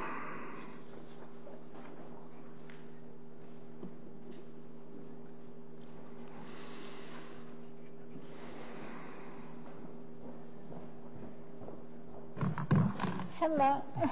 Sorry. Before I try to talk, As many of you know, because I presented before this committee numerous times, my name is Heather Stetcher, and I'm one of the many Ottawans who live with multiple disabilities, specifically a severe hearing loss and osteoporosis in my entire pelvis and hips. So I used my friend the walker. So I want to talk to you about several things to do with the budget and how it affects me and my community, and specifically my building that I live in. I live on Mann Avenue in the Conservation Co-op right beside U-Bolt, to give you an idea, if you know where that is. So we have no less than 10, maybe more, people in our building, in our one building, that use various forms of mobility aids, from my walker and other people who use walkers to at least 4 people who use wheelchairs. Others use full-body crutches and canes. So this means we depend on being able to have an accessible transportation system. One of my neighbors who lives right across the hall from me was unable to get in her taxi because of the horrible job of clearing the sidewalk. That's not acceptable at all. And yes, it comes under OC Transpo because it was her way to get to the bus stop where the taxi was waiting. She then had the driver call the dispatch and tell them she needed a pair of bus. She was still waiting an hour and a half later when I came out to get my regular bus. That's an hour and a half, plus the time she had waited for the original taxi. That's not acceptable. And she works full-time. My roommate, or my neighbor who lives beside me, also uses a wheelchair. She has not been able to go into her work for weeks because she uses a wheelchair, and she can't get to where Paris stops. She works full-time. She's been working from home because she has the kind of job that allows her to do that. How many jobs allow people to do that are willing to hire somebody who uses a wheelchair? Not very many. So we get to raising the prices of the bus passes. One of the bus passes that we proposed to be raised is the community pass, which is only you're only eligible for those if you are an ODSP. That means you have proven that because of your disabilities, you cannot earn enough to live by yourself. We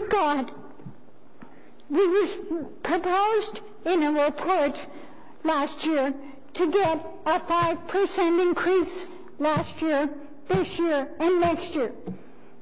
The government of that time cut it to 3% for last year.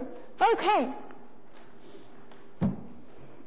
A less than wonderful premium. And yes, I would go up against anybody that I said. Cut it from 3% to 1.5%. What that means is that money, food. Heather? Heather? Yes. Oh, sorry, you've got 30 seconds left. I just want to give you a warning. Okay, I'll be quick. food is coming out of every single person on ODSP's net because of the 2.5% increase, because we're only getting 1.5%. So we don't have any flexibility. And the last thing I'll talk about is the online booking. I have been talking about needing an online booking system because of my hearing for almost a decade. Heather, could you please face the microphone so we can hear you too? Sorry. Yes, thank For you. almost a decade, I have been talking about the online booking system and the need for it.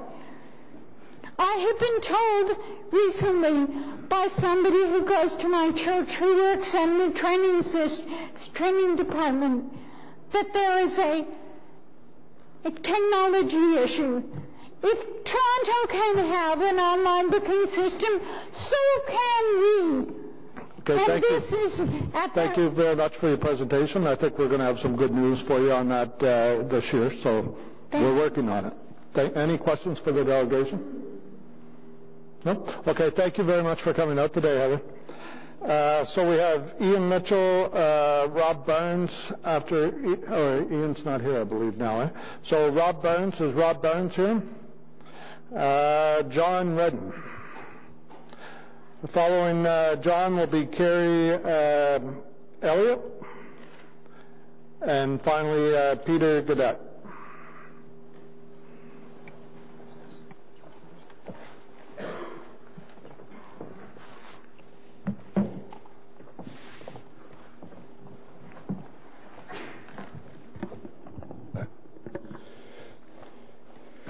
Good day, I'm John Reddens.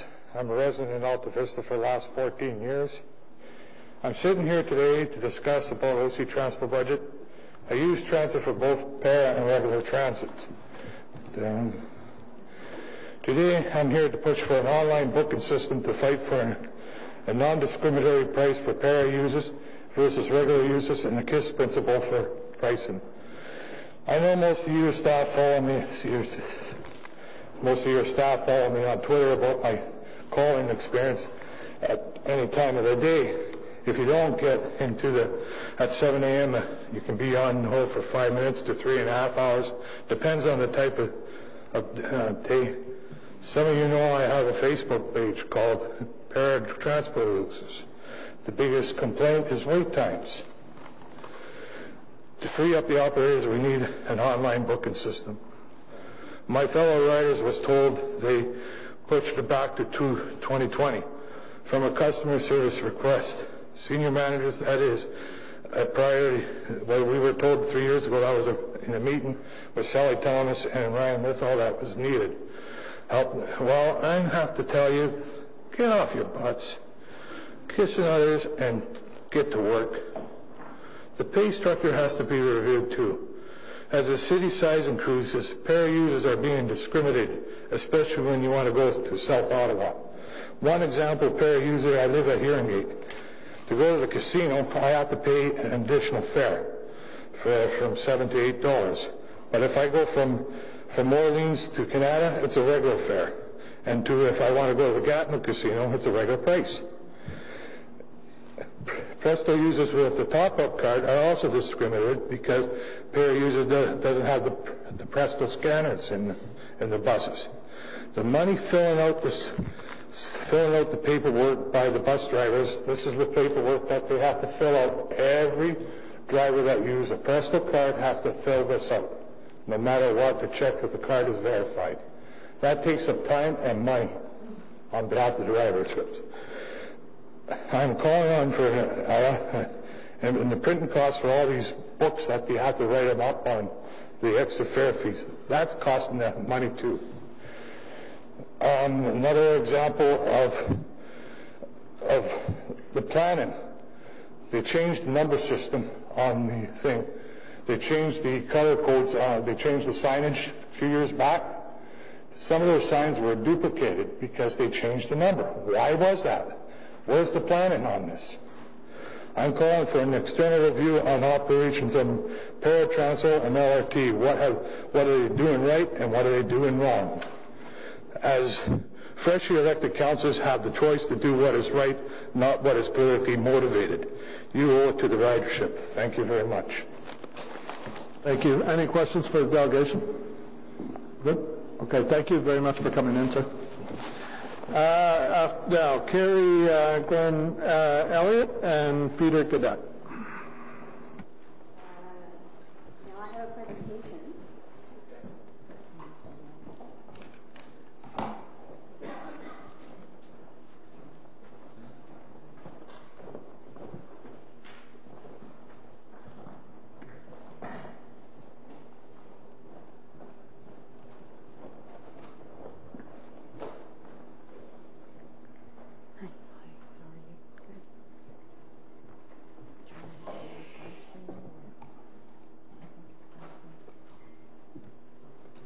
Can I sit there maybe? Can I change places? No problem.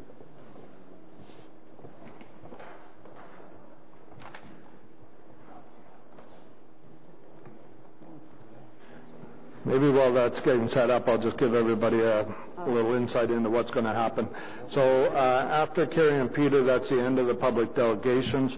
We're going to go to questions of staff. I've got so far Councillor Brockington, Commissioner Olson, Councillor Tierney, Councillor McKenny, and Councillor Dudas. Anybody else wants to get on that list? Okay, hang on. Keep your fingers up, and I'm going to write that down.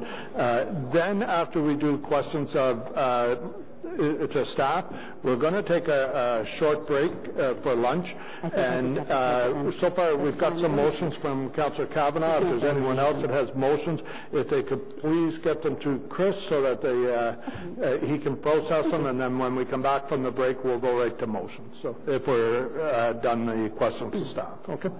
Thank you. Are we good to go? Thank you. I'll just use the laptop. All right. Thank you.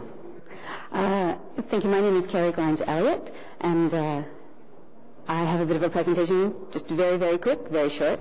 I have a habit of speaking too fast, so if I start to babble, just wave and I'll slow down. So what I'm talking about transit, I want to talk about transit as a very good public investment. I don't really have to sell you on transit, I don't think. I think everybody here agrees that transit is a good thing. It's more of a question of what we do, right? So here's a slide of Vancouver. I was looking at what other cities were doing for transit. I could have put up a slide for Seattle, I could have put a slide for Kingston, but I chose Vancouver. So in this example for Vancouver, in a very, very short period of time, only 3 years, Vancouver had a population growth of 6%. You'll notice their car ridership only went up by 4%. Look at the numbers for cycling and transit, 26 and 17%. It makes your heart beat faster, right? Amazing. The question is, how in the world did Vancouver do this? I mean, Vancouver taxpayers aren't any happier about paying taxes than people in Ottawa. Oh, I don't get the next one.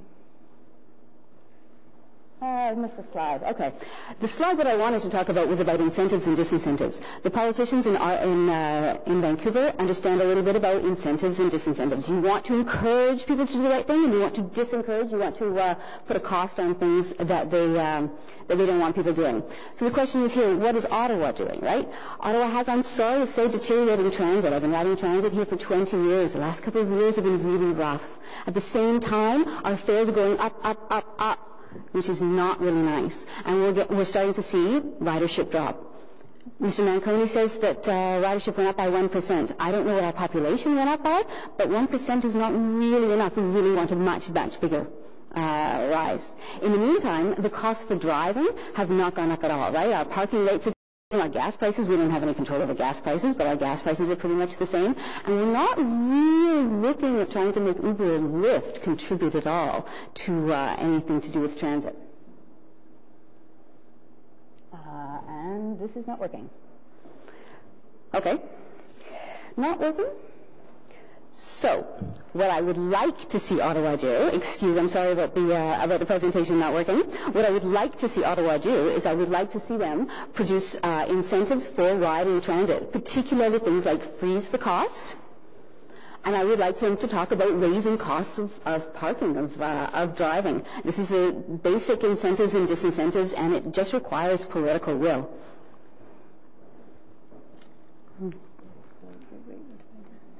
Sorry, it's on this computer.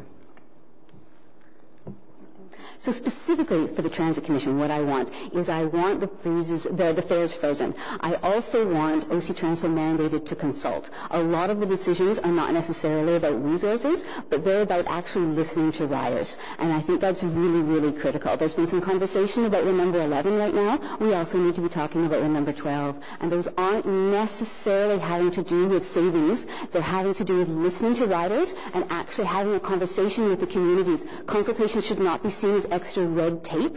It's actually a way of creating a compromise and a way of having an... Sorry, I'm terribly distracted by what's going on right here. We need consultation from OC Transpo. And I've got to say, we can't be sticking with the status quo right now. It's not enough to say, yes, I know that transit is important, but what in the world can we do? We can absolutely do things, and I'd really, really like the Transit Commission to show leadership and start talking about ways to make transit better. Anyways, I'd also like to say that I'm a member of a group of people, of transit riders, who are banding together to create the Ottawa Transit Riders Group. And if you're at all curious, we have a website. You can follow us on Twitter and Facebook, and you can email us. And we're trying to get an advocacy group going for transit riders. So I'm sorry about the presentation not working, but does anyone have any questions? Any questions for the delegation? No? Okay, thank you very much for coming out today, Kerry. Peter.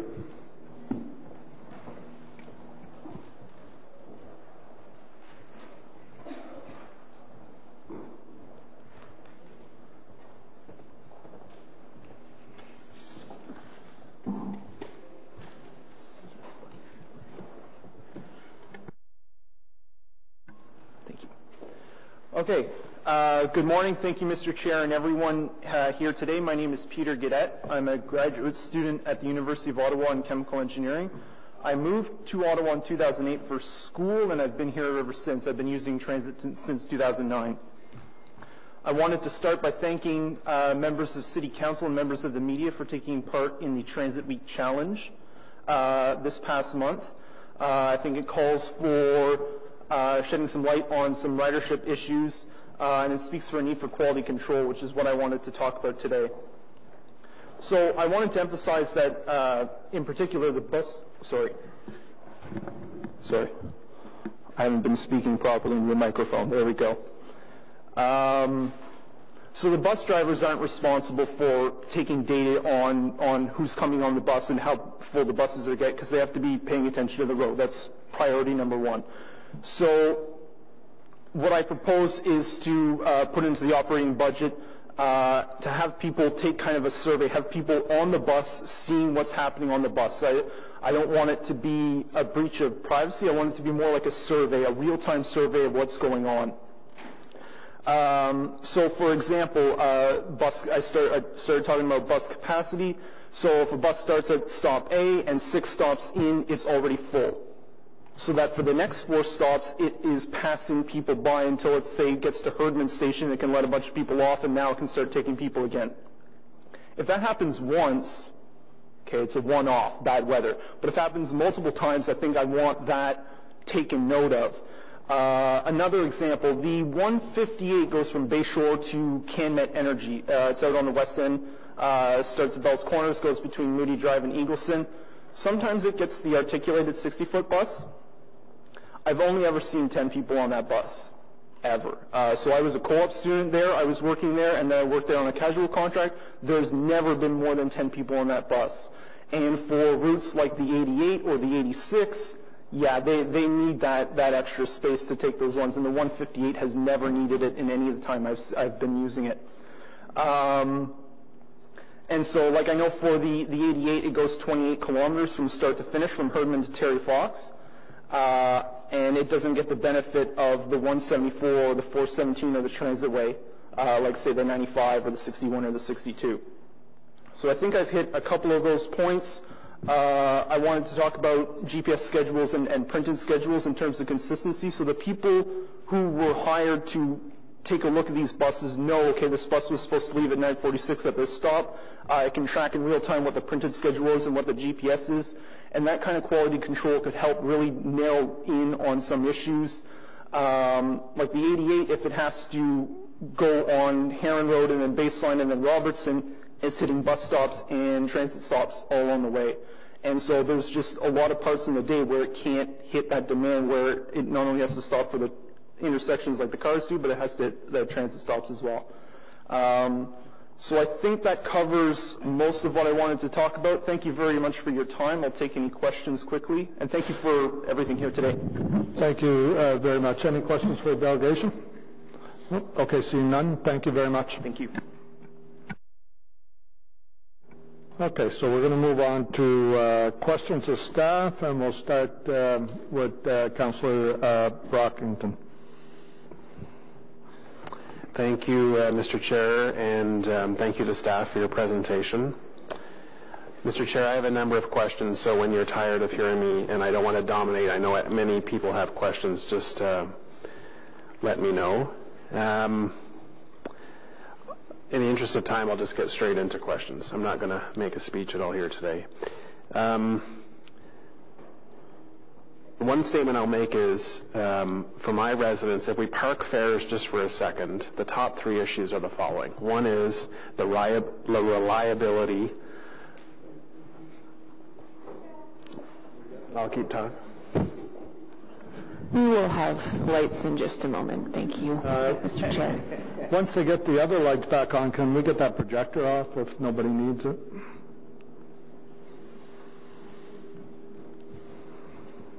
It might take a moment for them to fully come up, but they are coming on now.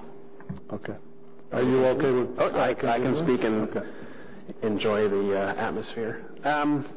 So the top three issues that I find from my residents are the following. One is the reliability of buses, the capacity on the bus, and route coverage, that is where buses serve now and where they don't serve. And like I said, I'm acknowledging fares, but I'm parking that. So I just want to keep in mind the reliability of buses adhering to their posted schedules, the capacity, that is the bus's ability to welcome passengers on, and the coverage. So first, a few questions. One is regarding like a customer satisfaction survey. Can I get some history on, have we done that? Do we really have a pulse on what the main issues are? I mean, my background is stats. Has this been done in the past? Was it discontinued? What was the reasons for discontinuing it? Are there merits in restarting a customer satisfaction survey? Yes, Mr. Chair. We used to do an annual customer satisfaction survey, and it measured a lot of things. Yeah. And we also had mystery shoppers riding the buses, and it looked at quality of comfort and braking and all those things that some of the speakers have spoken about today. We stopped doing that survey with all the disruptions of the LRT, and also some of the performance reporting out that we spoke about earlier on. The plan is to do customer satisfaction surveys once we launch the LRT, along with the other benchmarking initiatives that we talked about. We've also had some very good dialogue with Stats Canada because they are a wealth of knowledge in terms of data. Because I will respectfully disagree with some of the statements about people throwing out what drives ridership, elasticity, and measures and metrics. That whole world has changed, so much so that Stats Canada is working with CUDA, Canadian Urban Transit Association, of which I'm a member of, and they have come and talked to us about how can they bring their scientists and statisticians to work with our team to look at metrics and information. And there's some really good reports out there right now from CUDA, from others, because there's a knee-jerk reaction to Uber and Lyft is doing the following to ridership and so forth. And quite frankly, the industry is having serious discussions about moving away from ridership as the metric and rather mobility as being the metric, because you're looking at your hierarchy of modes, walking, cycling, transit, and so forth. So there's some very interesting dynamic discussions. Yes, we're going to bring back the survey.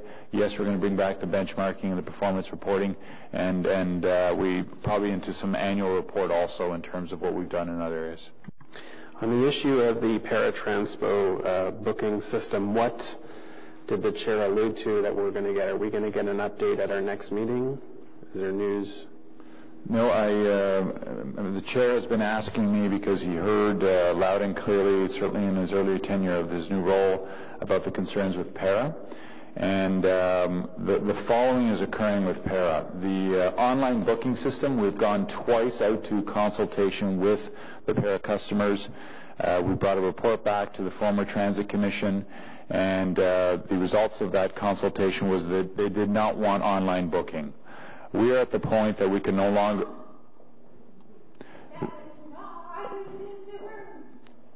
So the speaker that is speaking right now is very much in favor of online booking. We are in favor of online booking as staff, and we are going to bring back a strategy report to this commission saying that we need to move to online booking.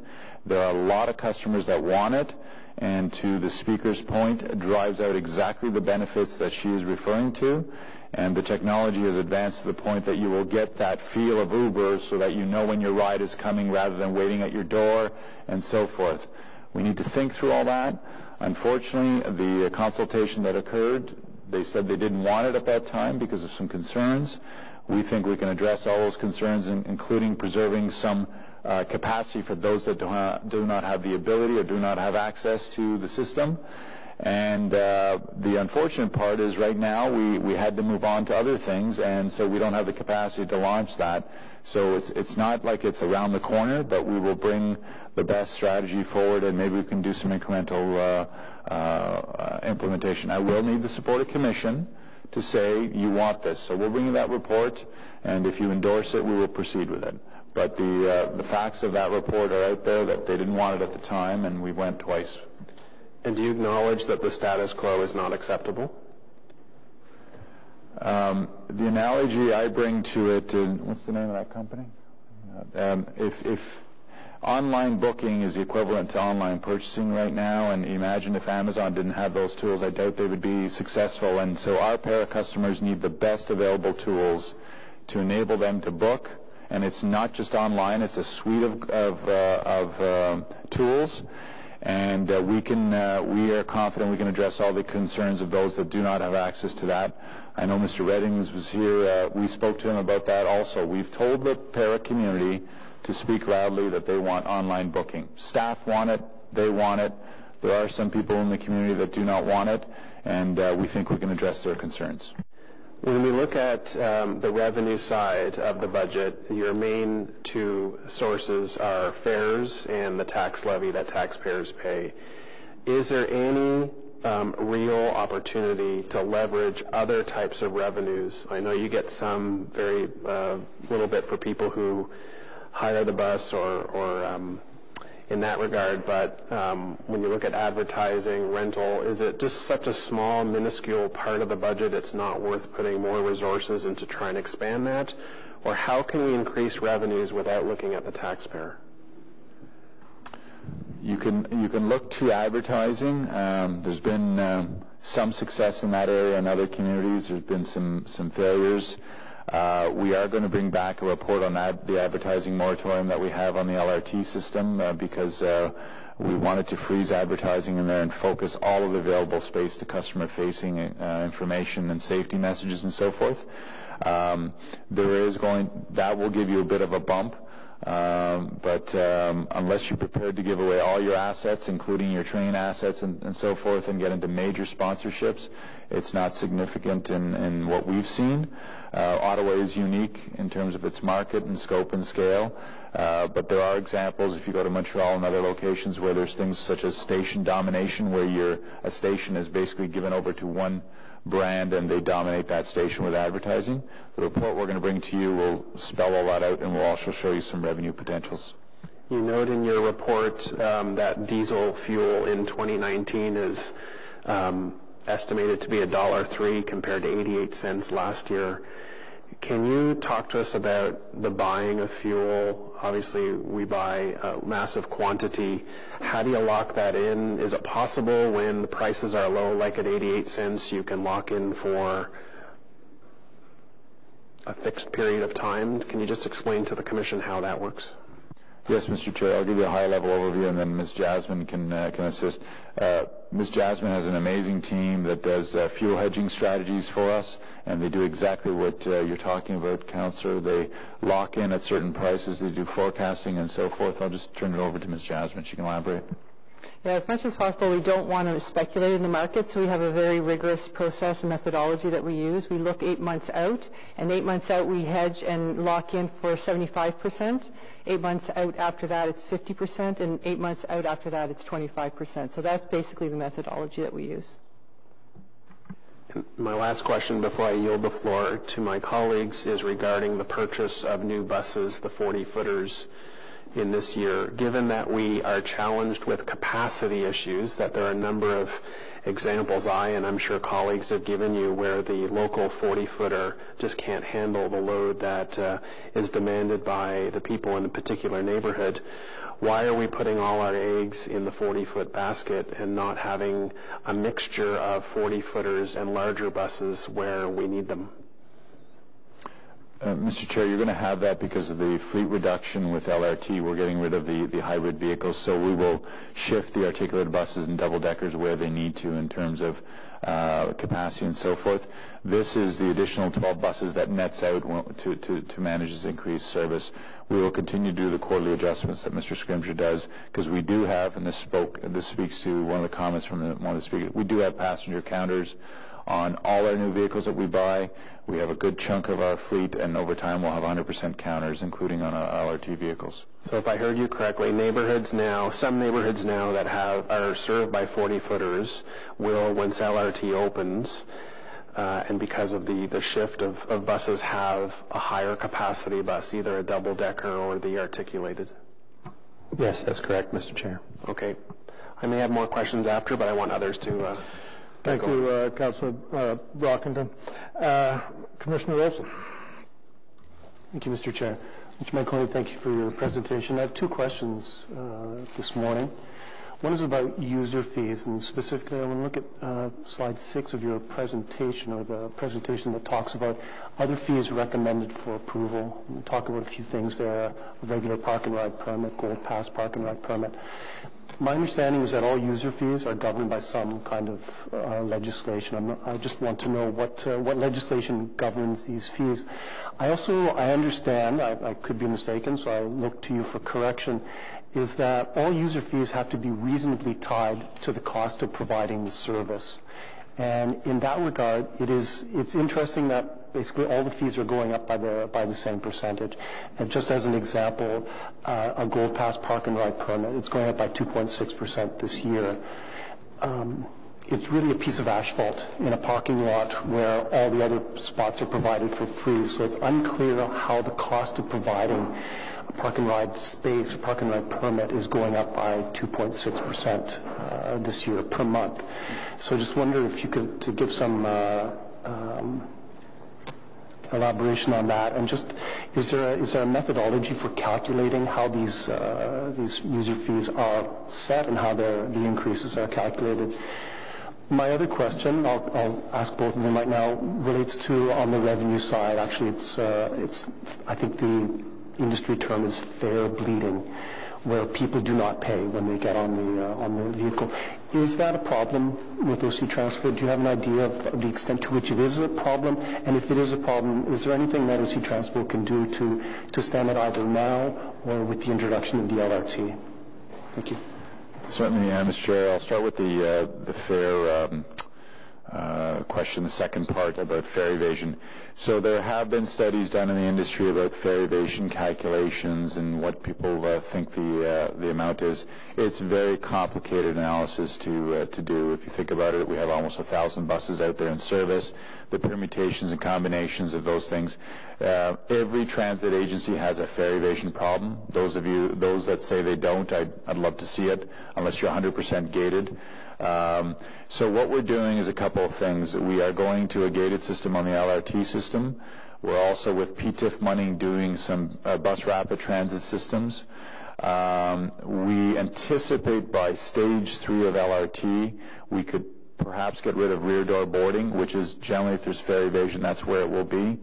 We've also moved to full cost recovery on special events or partial cost recovery, so Blues Fest. We have a great arrangement with the Red Blacks where it's embedded in your fee of your ticket fee and so forth. There is fare evasion. Mr. Charter manages the special constable units. We've moved to blitzes rather than ad hoc inspections by inspectors because we only have about 12 of them. So again, you'd have to do a lot of that. Then the other thing is public education. I know we get the emails saying, I just saw a bunch of people come in the back door, they didn't tap. They should be tapping, but in many cases they're university students with U-passes, and although they didn't tap, so we don't get that data stream, we have their money. So there's that, but the blitzes do help out, and they're integrated with bylaw and police. So we do not have the exact amount of fare evasion that we're losing to the system. On the user fees, you were kind enough to give us an early indicator that you were going to go down this path. I'll be blunt, you've stumped us on the legal aspect of it, so I know we've punted that off to legal. I don't know if they're prepared. He's pointing to somebody. So legal is here prepared to talk about your first question, which is great. And on the in terms of the rate increases, it's a general across-the-board application of that 2.6% that we've done. So over to legal for that.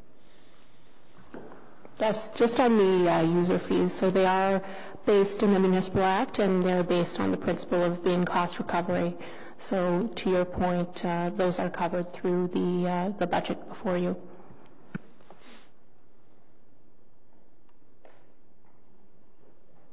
Sorry, cost recovered, but I don't understand, for example, for a Gold Pass park and ride permit, I don't understand how the cost, and maybe this is something to be discussed offline, I'm happy with that, just don't understand how the cost can be $60 a month for providing the permit. Mr. Chair, the Commissioner has pointed out a very good point. This is one of those situations where a number was picked and is not as finite as you're proposing. It's a very valid point. Quite frankly, it's something we can look at. So to be candid with you, no, we don't have that level of detail that you're asking for. It's a gap in the process. It was a number that was picked years ago, and we just added to it, and it's worth a look at, especially in the context of revenue stream objectives. Okay, thank you. Thank you, Commissioner Olson. Councillor Tierney. Great. Thank you, Mr. Chair. Thanks, John and staff. I know it's been some trying times of late on cancellations, and I know Riley and I have had 2 routes that have been directly impacted. So when I see these proposed new routes at the tune of $5 million, I'm not poo-pooing it because I think actually they have a lot of merit, and I benefit from one of those routes that's going to go in. I just want to ensure that if we're adding on new routes, are we going to have enough operators to be able to drive these routes? Because I think consistency is our biggest flaw right now. Over the last 2 months, the route cancellations in my mind have been way too many, and people can't depend on the service. So I need to know with certainty that if we're adding more routes on, that we're actually going to be able to staff and have the operators to run these routes. Councillor, I can assure you that we'll have the staff. I will share in your frustration of the system has not been reliable. Everybody's raising that with me, and I'm not denying it, and it is not a reliable system right now. Our customers are going through a lot of pain. I need the LRT to get up and running. I can't be any more candid to you than that. We have operators that know they're going to be laid off. Let's be candid. If you know you're going to be laid off and you've got a job interview, are you going to show up to work today? That's occurring. We know that. A lot of operators have been sticking around even though they know the day is coming. We've had a horrible winter. Last week we spent 2 hours downtown, buses clogged everywhere. We had snowbanks, we had challenging times, and that's not a knock at our Public Works Department. The buses can't fly over vehicles. We've had a horrible reliability issue. I'm not making excuses. I will not give you guarantees that it's going to magically improve overnight. Our union has been right by our side, going out to the shop floors and getting mechanics to work overtime. Our operators have been great. They're working lots and lots of overtime. They're exhausted too. But let's get the LRT open. Reliability goes up on the bus system. That is why, Councillor, to your point, I'm not giving a date on those bus routes, because I got to deliver if we give you those new bus routes. I'm not going to compound the problem. And I appreciate that, and thank you. I want to thank you and Pat and the chair, because you've been working with my office quite closely, and Riley's office. Knowing that these new routes are going to go in, I think, is this also something that's new to a lot of the operators that are going, hey, maybe I was getting laid off, maybe I'm on the bubble now, maybe I'll still remain employed. Is this some kind of carrot for them as well? Absolutely,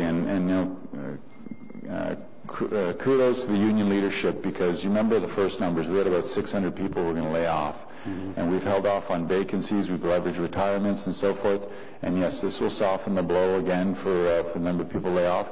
We are constantly reminding all those new operators who knew they were going to be laid off to show up to work, and many of them are doing that. We also have it's flu season, all those things. We have the usual permutations and combinations that's occurring out there. So, yes, this will help soften that blow also. Great. Thank you very much.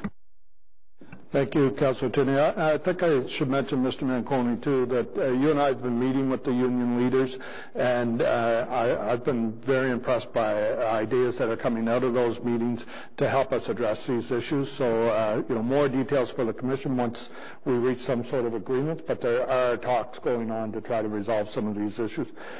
Before I go to the next question, Councillor McKenney, maybe, Mr. Manconi, you could share with the Commission another item we've been talking lots about, and that's about metrics and how we're going to report out during this term of council for this commission.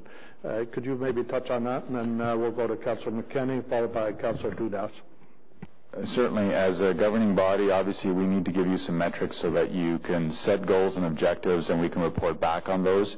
Mr. Scrimgeour and his team have been working on a report, and they'll bring it to you, that lays out proposed metrics from us. We will meet with each and every one of you to get your ideas and suggestions on that. But the part that I'm very excited about is those international benchmarking initiatives and the discussions with Stats Canada. I want them to pull that information together, and that's only recently that they've permitted us to join those groups. Bring that to you and get a sense of, are these the right things to be measuring? We are going to bring the approach to keep it simple. You don't want to have 100 metrics, otherwise you're all over the map. And then we also want to be out there publicly reporting on a regular basis. I know the TTC does a very good job of that. You can go to their website. They've got about 12 metrics, and you can see how they're tracking too. So that is the plan, to bring that report as a framework to you, approve it, and then we could start reporting.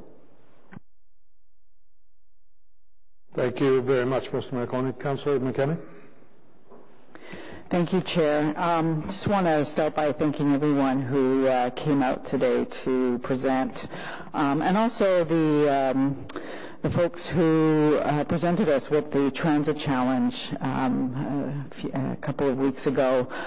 I think that it's, and staff, I want to make sure that I also acknowledge staff and the work that you're doing. It's not easy. I mean, running a large transit system in a city the size of Ottawa, dealing with continuing to wait for light rail to come online. I see those 2,300 buses a day going by my back window, so it's evident to me every day what we're waiting for, and the impact that has on our roadways, on our public works, on our transit ridership. There's no doubt that you have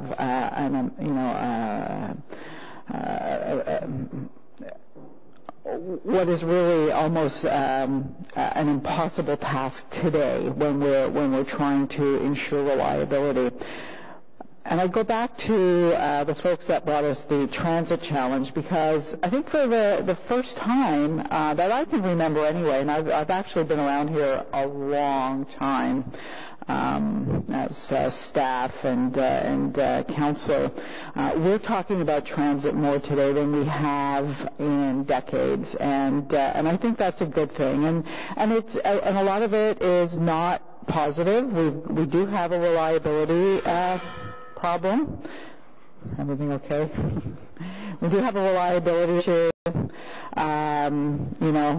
I'll acknowledge that I'm not the person you're trying to get off my bike onto transit, but my bus ride in was a 5-minute ride every day, which I enjoyed. But we know the number 85 is not a reliable bus, and that was made really clear through the transit challenge, and we're hearing it. We also know that the cost of transit is prohibitive to many, and many residents, not necessarily the ones who are going to benefit most from light rail, but those residents who aren't necessarily going to. So the ones who live in the urban core, even though I'll be able to see the train from my window, I won't likely take it. It's a good thing. It will bring people into the downtown, hopefully not in their cars, but it does just run along the periphery of the ward that I represent. So, understanding who's taking the bus and what those small routes and those routes where you have to make connections, and what that means in terms of equity as well, and affordability. So we're looking today, and I think that the discussion today around reliability, what that means, who is counting on that reliability, because quite frankly, I really do believe that if you're parking at a parking lot and jumping on a connection series, you're pretty well served today. But if you are taking a small trip to do groceries or go to a library or pick up your kids at daycare or school, often those folks don't have vehicles. They've chosen to live, downtown. We know that a much larger percentage of people who live in the urban core have zero or just one vehicle. The parents or seniors are often folks on lower income. So, I look forward to the motions that are being brought in front of us today, because I do think we have to start thinking and making some very serious decisions and having those serious discussions about our fair funding model, what that means, and the reliability. And we will wait. We have no choice, and we will wait. And I do believe that reliability will get better with light rail, even in the downtown. I actually have hope for the 85. I do. I think that when we stop running it through the downtown, it will be more reliable. But in the interim, I just want to ask. I have 3 questions actually. And the first one is Councilor McKenney. Yeah. Okay. Well, my questions will be short. The answers might be long, but the questions will be short. Paratranspo. We heard about an online booking system that you will be coming back with a strategy report. That's very good news. Can you tell me what else is in this budget to enhance para as it stands today? The other piece that's in there is. We've heard loud and clear that we need more staff resources in the customer service center for customer booking for para. So we have staffed up the vacancies. We've built a new framework with the union on how to have a pool of resources available, so when there are vacancies, we don't drop down. And then I gave Mr. Scrimger some more resources to enhance the para customer booking and logistics operations in there. And so, sorry, it's going to be 4. So I might have to come back. So on para, though, in terms of, so I understand there are 2 issues. One is the booking, and then the next is the capacity to carry people. So on that piece, is there anything here that will enhance that? So on the capacity front, we have been supplementing the base budget of para, and you've seen it in the quarterly reports through lots of our vacancies savings. So we've redeployed. We've gotten a refusal rate to para-transpo down to, I think, less than 1%. So that's over 99% of the requests that get through are being made.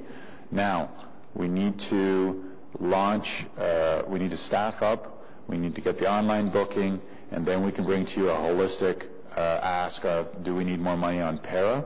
So we're not, this year we're good for para in terms of capacity. The demand will continue to increase with the aging population and demographics and so forth. And so in 2020, if we see that we need more funds, we'll be putting forward a request in that regard. Okay. And on the 30 new routes. Councillor McKenney, would it be possible if we put you on? Yeah, you want me to come back? Yeah, no, absolutely. Yeah, happy to. Thank you. So Councillor Dudas, followed by Councillor Gower and Councillor Kavanagh. I just had a question pertaining to the fare freeze. I know that it's frozen until July 1st. If by some chance LRT doesn't get rolling by March 31st or even a little bit later, and we're seeing that it's delayed past that date, has there been any consideration given to continuing to freeze the fares? And if so, has that been built into the 2019 budget? So on the cost side of things, a reminder that we're tracking all the costs, and if things are to slide beyond the March 31st date, which is what RTG has now, we'll track those and we just drag and click those costs. I would suspect that Council would want to be informed of any implications on a fare freeze if we do get beyond that point.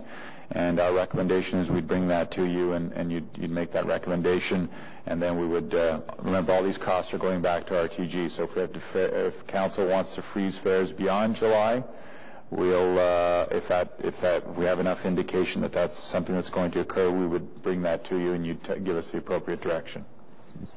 And just one more quick question. In terms of the new buses that are going to be acquired, has any consideration been given to either in this batch or any future batches looking at potentially electric vehicles or other types? So we are on a bunch of working groups and committees nationally and North American on electric buses. That there are two obvious challenges with the e-buses. We're eventually going to have e-buses here. The issue right now is the $450,000 capital premium on a 40-foot bus. So from about $600,000, you're over $1 million. Then there's the charging station infrastructure that you need to purchase. And our biggest challenge, believe it or not, is our routes are too long.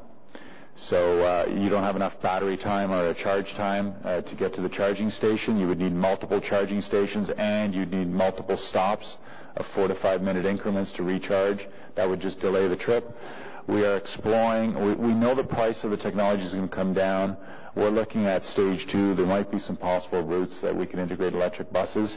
It's not that we don't want them. It's just it cannot serve our land mass and our routes. They're just too lengthy, and they would really degrade the service in terms of charge time. Thank you, Councillor Dudas. Councillor Gower, followed by Councillor Kavanagh and Commissioner Wright-Gilbert. Thank you, Mr. Chair. Two questions. In the budget, in terms of customer service, is there funding? The background would be, I believe it's a 15-day turnaround for response to some customer complaints. Also, a lot of concern from residents around improving notification of late buses, delayed buses, cancellation. What funding is in the budget, if any, to improve customer service for riders? That's the staffing piece that I talked about earlier on. It's for para, but it's also expanded to other areas. Mr. Scrimger has a daunting challenge that I've given him. He's got to drive that 15-day down. We've heard loud and clear that that's one area of OC Transfer we're not doing a good job, and we need to pick up the pace on our response to our customers and to your offices, quite frankly. That's not for lack of effort for the staff and so forth. They just didn't have the resources. We've also retooled the whole operation. We used to have multiple call centers and staff that only did one stream.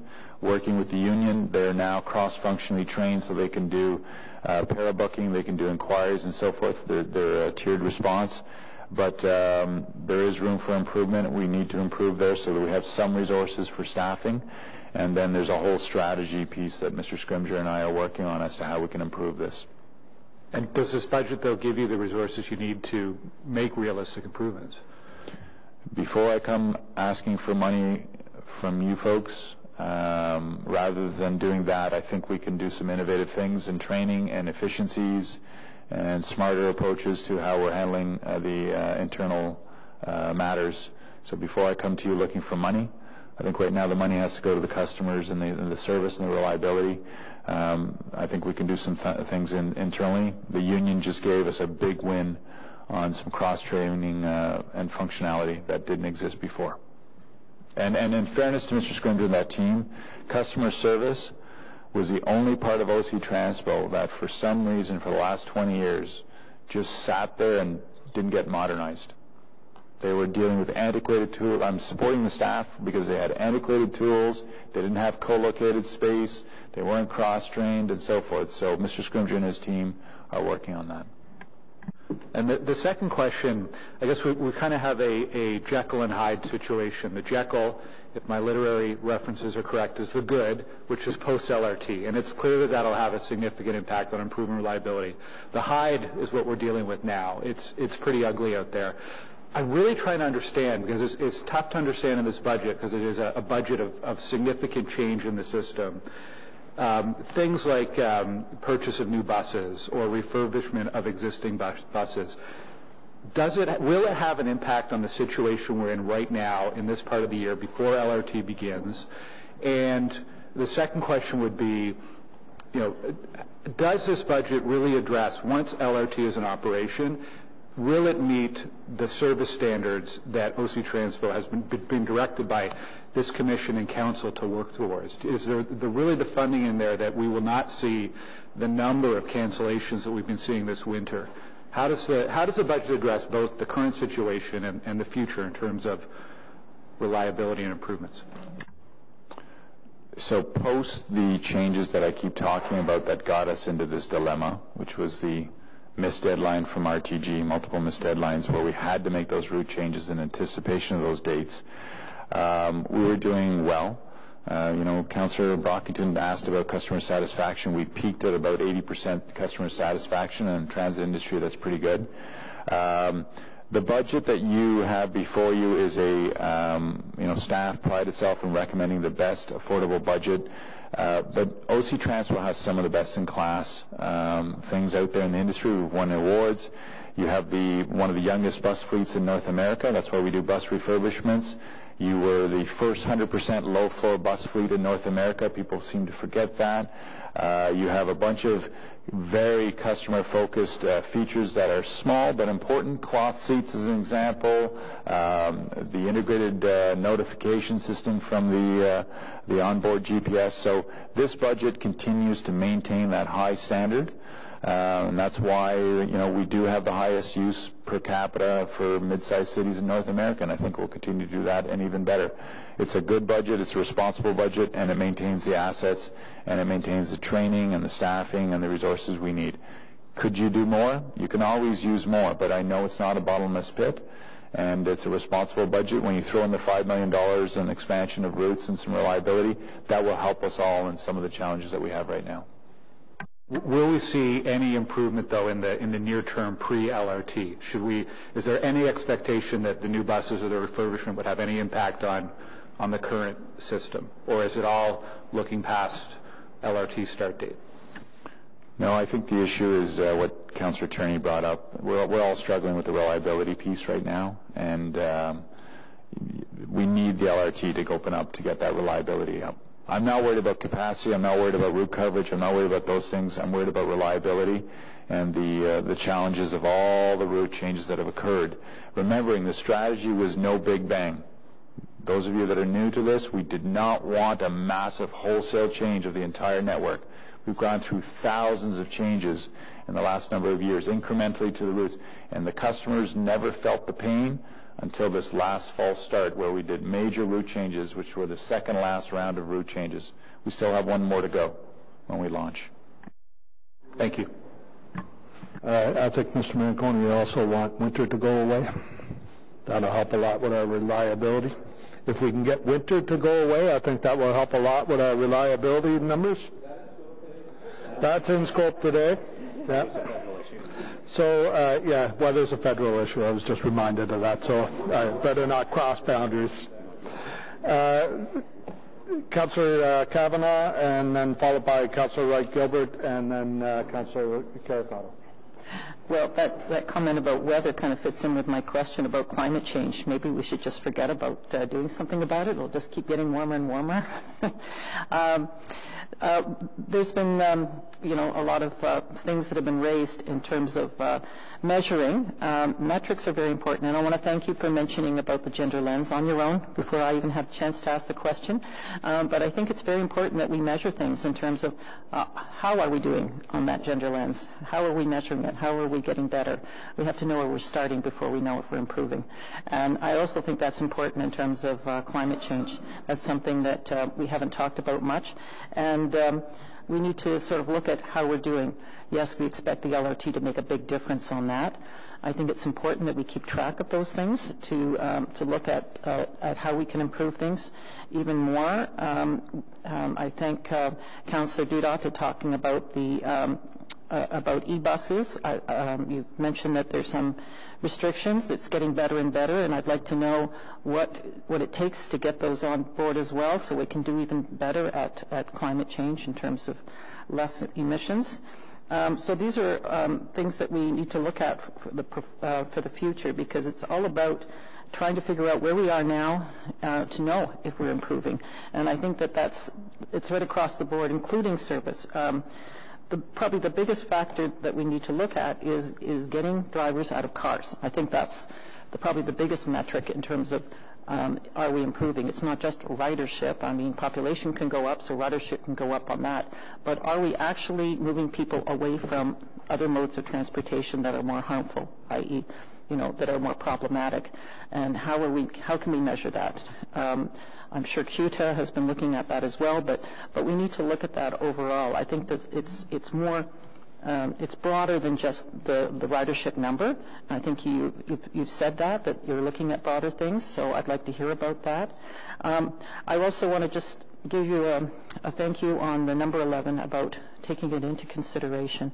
That it's not just about this is very symbolic, because it's about service overall, not just getting people downtown for downtown jobs during rush hour.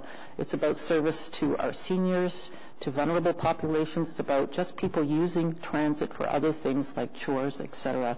And I'm glad that you recognize that, and I'm glad that that's being reconsidered and bringing back. And if I can just ask, and I think I know the answer, but what the startup date would be for these things. I believe it'll be tied with the LRT, but if you can just sort of explain that more. And how we can do more for seniors and for women in general in terms of better service, because that's all part about getting people out of their cars. How do they feel secure? How do they feel better about taking transit? Because I think those are big factors. My last question is about transit is an enabler on many levels. It's something we have for goals. But the other big factor that we just had last week was about our overall master plan of the future. And I want your comments on how we're working towards making transit a big part of that, so that we have that wonderful mid-sized livable city that we're hoping to have. Thank you. So Chair, I think the overarching theme in that is the shift to transit. The Transportation Master Plan, which is coming to you this term, will certainly give a large chunk of that. There's a massive data collection process that needs to occur. You're probably going to be disappointed with what I'm about to say, but again, LRT needs to be launched because we want to see the shift in travel patterns before we can do the deep dive on that. We can do some of the data collection, but it'll certainly get to that nub of that piece. What are we driving to, and what that modal split is, and what it takes to get there. In terms of gender, we do have some very good initiatives that I wouldn't mind sharing with you. We have the Women's Safety Group that we've done some phenomenal work with, won some awards in terms of that, and that was all focused about being safe on the bus at all times. and introducing things like Safe Stop and so forth. So there's that. The other piece of the question was the routes. The number 11, it is post LRT, so as soon as we know what we're tracking to, we'll share that with all councillors on that one there. In terms of climate change, happy to talk to you about that, councillor. We're, if you look at the LRT, everybody thinks about what it's going to do for the climate, and there's a lot of sub-bullets to that. You're going to electric, so you're getting rid of, I think it's 182 diesel buses. You're getting rid of road salt, because we no longer salt the transitway the entire 12.5 kilometers. The plow trucks that used to put the road salt and plow the snow is no longer down there. They're not emitting those emissions. There's regenerative systems in the LRT trains themselves, and there's incentives for the LRT operation to be optimized. That's why it's computer-based or communication-based, so that it doesn't do high spike starts and stops. So there's a lot of innovative things in terms of that. And our generations of buses just keep getting better and better, and certainly we're looking at electrification, hydrogen propulsion for trains in the future, and a bunch of other things. Okay, thank you, Councillor Cotton. Commissioner Wright-Gilbert, followed by Commissioner Caricato, followed by Councillor Deans. Thank you, Mr. Chair. Can you talk about the thinking behind offering seniors a larger discount, which is 62% currently, than the Equipass holders at 50%, given the comments we've heard with respect to all seniors requiring such a high discount and the concerns, juxtapose that with the concerns across the board with fare increases? Certainly, I'll ask Pat to comment in a moment, but in terms of context, last term, as part of the transition to LRT, there was major policy reports that were written, and one of them was getting rid of express fares, because express buses no longer exist with the LRT. And at that point, we had to balance the revenue that you take in, because the incentives were driven through the various fare classes. So there was a lot of discussion, a lot of dialogue that went into that, and we landed where we are in terms of the fare composition. We always believe, and I'm not surprised to hear about means testing and age affordability and those things coming to bear. I think that day will come one day where, as a council, you'll want to direct us to bring a policy report in that regard. It is a difficult thing to do because it's very, very sensitive. And I know that with people getting older and older and different economic brackets, you need to layer that on. So we are where we are with the fare table. That's a policy report that was approved by council as part of the transition. Again, I'm not surprised to hear some questions about that. The Equipass was another policy report that was put in, both the Equipass and the Equifare. That stemmed from council deciding that proportion. You can always change those subsidies, but there's an impact to the overall revenue. You need to net out at the same amount, or you need to inject more taxes into that, or reduce service. Service, taxes, and revenue, those are your three levers. So if this commission wants to look at the fare tables in the future, they'd have to give us direction to bring back a report and look at that, and it would ultimately rise to council also. But it's a very valid point that that day is coming where we're going to have to look at those things. Thank you very much. And I only have one other question because most of my questions were already asked. So there's been a lot of talk about the possible delay on the delivery of phase one of the LRT. You yourself have said you just really need that to get up and running. Can you talk about the financial implications of a delivery delay should that happen? Fingers crossed. Specifically on overtime costs, salary costs, and the cost of detouring the buses. Because currently, the budget obviously currently reflects numbers for those areas, projecting that the LRT will be up and running. But if we delay it more, if it is delayed more, I just sort of want to understand how those costs will be affected. So they're in the millions of dollars per month. They're collected monthly, and again, if it is delayed past the March 31st date, RTG just gets another month of those bills. The last report that Finance did was in December. It was totals to date then of our costs were $25 million. That was for the delays. And this budget assumes a March 31st RSA date. If it's delayed, then we take our monthly costs and just keep billing RTG so that you're not in the hole in terms of our deficit in terms of a budget. Okay, so if I understand correctly, the delay, the cost associated with the delay, so in those areas and other areas, I just chose those three. Those are just forwarded on to RTG. Those aren't borne by the city then. The direction from the city manager, irrespective of what RTG said the other day, I mean, that's their opinion at FEDCO. The direction to the treasurer is we're holding back, it's about $262 million. We're going to deduct all our expenses because of the delay off of that. They're either going to agree to that or we're going to agree to disagree, and worst case scenario, end up in court. But that is the position of the city manager, that the direction's been taken. Thank you, and I'd also like to thank Mr. Scrimgeour for answering my vast list of emailed questions. Thank you very much, Commissioner. We all love Pat. Commissioner Caricotto? Hi, thanks. I've got a question that goes back to one of the presenters we heard regarding the freeze fares and specifically the Equipass and how that would cost about $105,000. Can we have some verification about whether or not that is an accurate number or where it came from? I'll ask Mr. Scrimgeour to comment. Yes, that would be the cost for freezing, not proceeding with the increase of the Equipass fares, the community, and I think the access pass as well, and that would be the cost for a half year just for this year. In a full year, it's about double that number.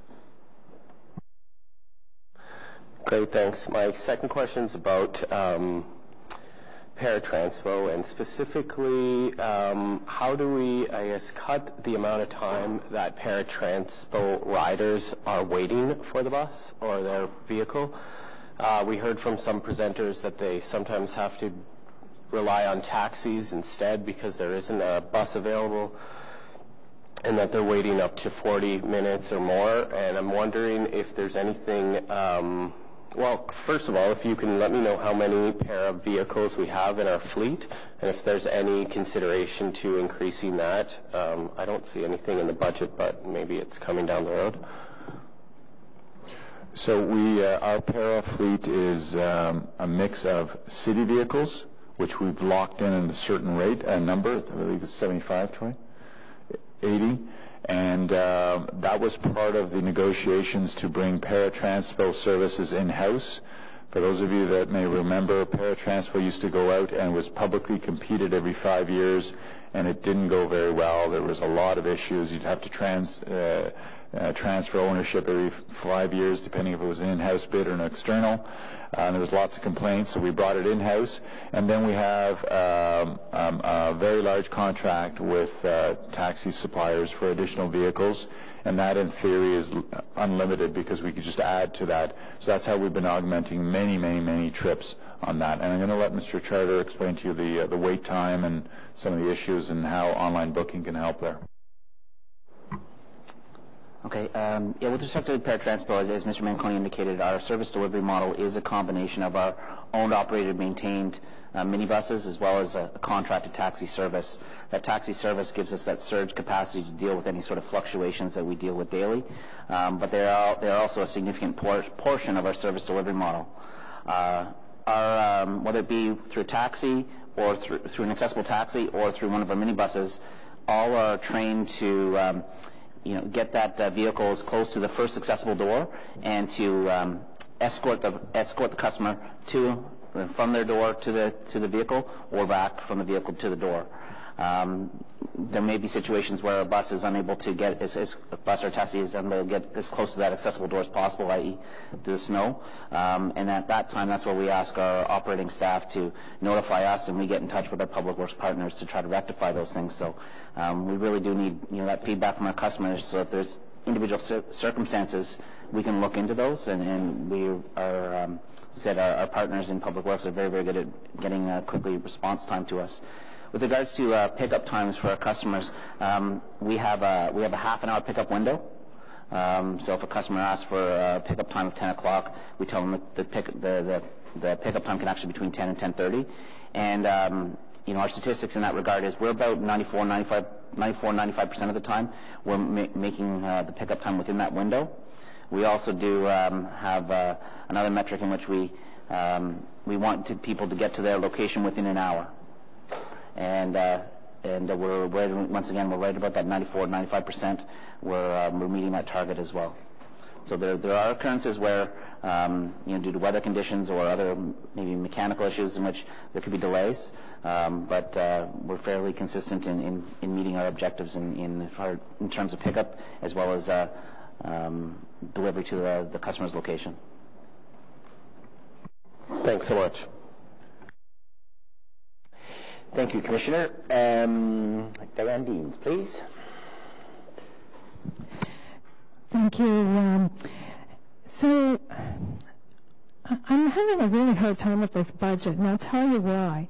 In my mind, members of council and members of this commission are supposed to assess the budget and determine how much risk is in it, and if this tax requirement that we're asking for is based in reality.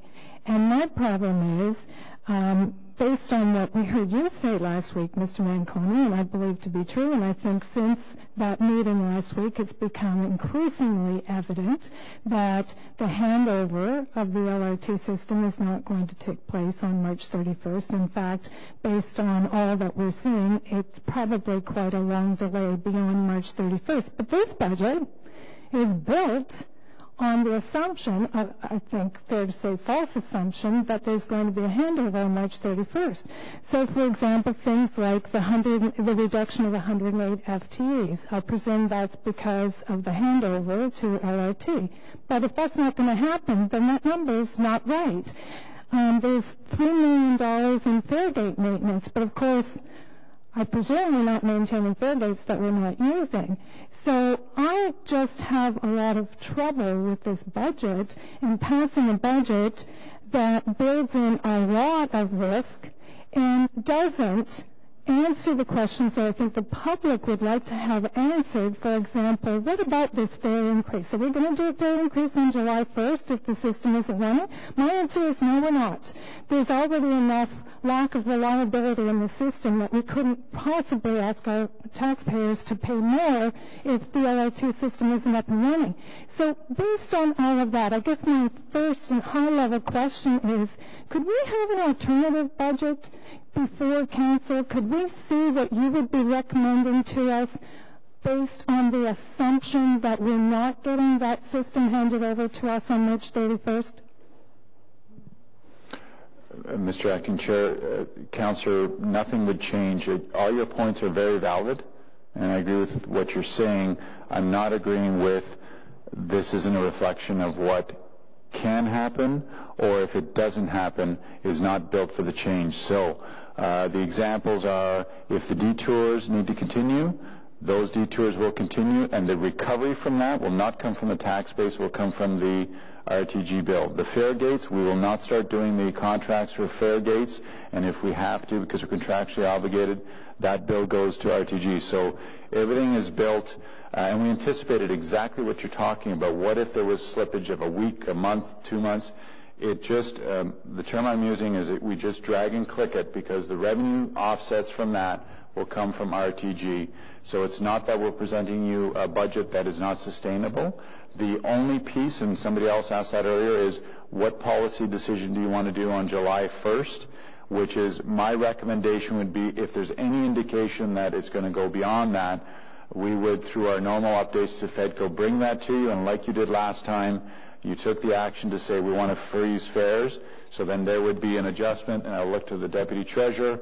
We'd have to do a fare freeze adjustment, and again, RTG is paying for those costs of that freeze and all those things, all focused on taking care of the customer and having a sustainable budget. You're making the assumption RTG is picking up all these costs, but I sat and listened to the representative from RTG last week, and he wasn't as convinced as you are that they're picking up all those costs.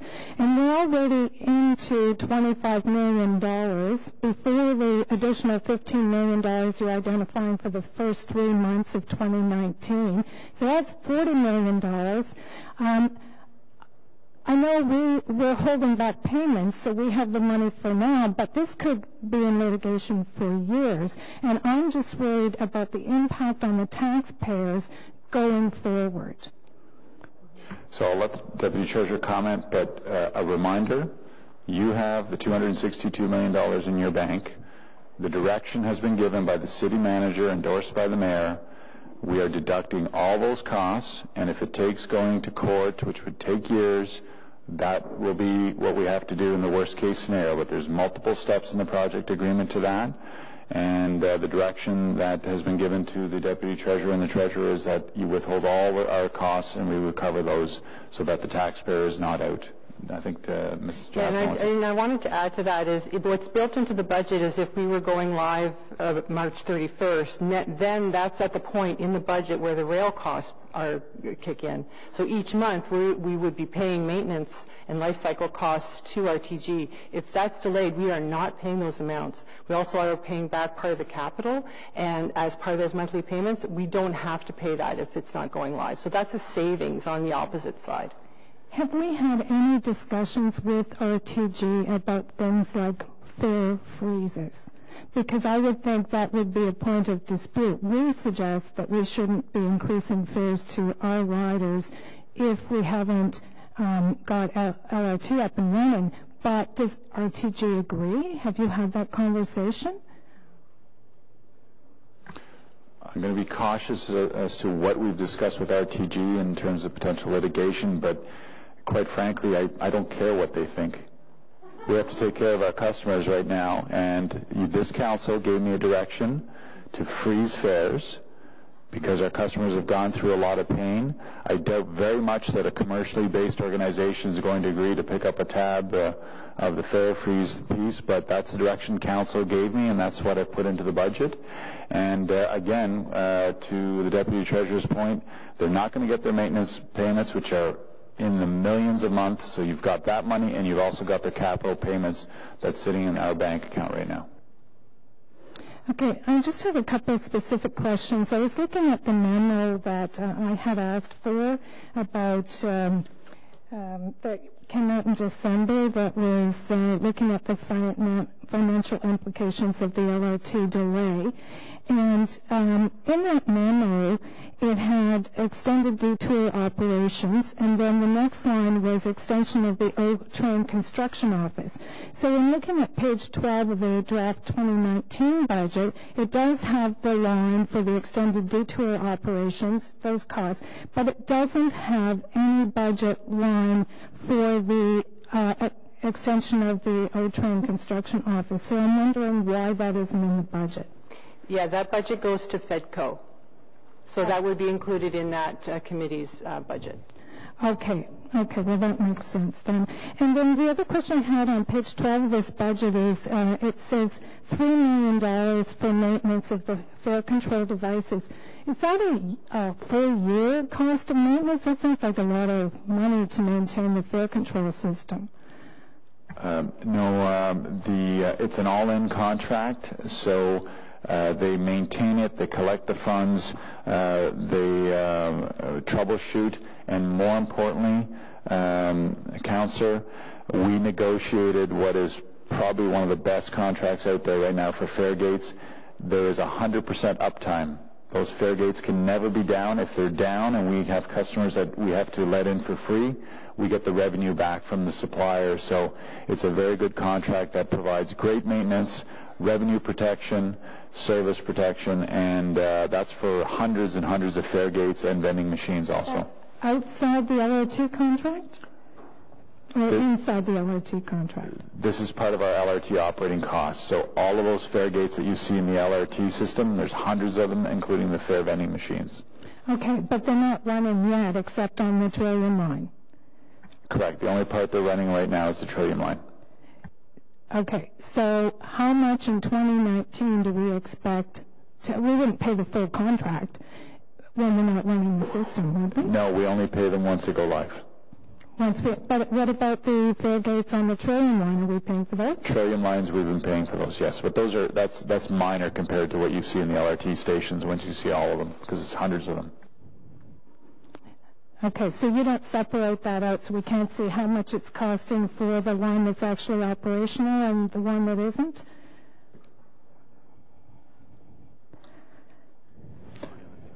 Go ahead, explain it, Pat. Mr. Chair, the number that's in the budget here is the budget increase for the new ticket machines and fare gates that would be added with the opening of the Confederation Line, O Train Line 1. The existing ticket machines and fare gates, which have been in use since late 2017, are already built into the base budget. So the $3 million is a three-quarter year cost based on the assumption built into here that it would open at the end of March? Roughly, yes. Okay, so the full year cost is actually $4 million, maybe?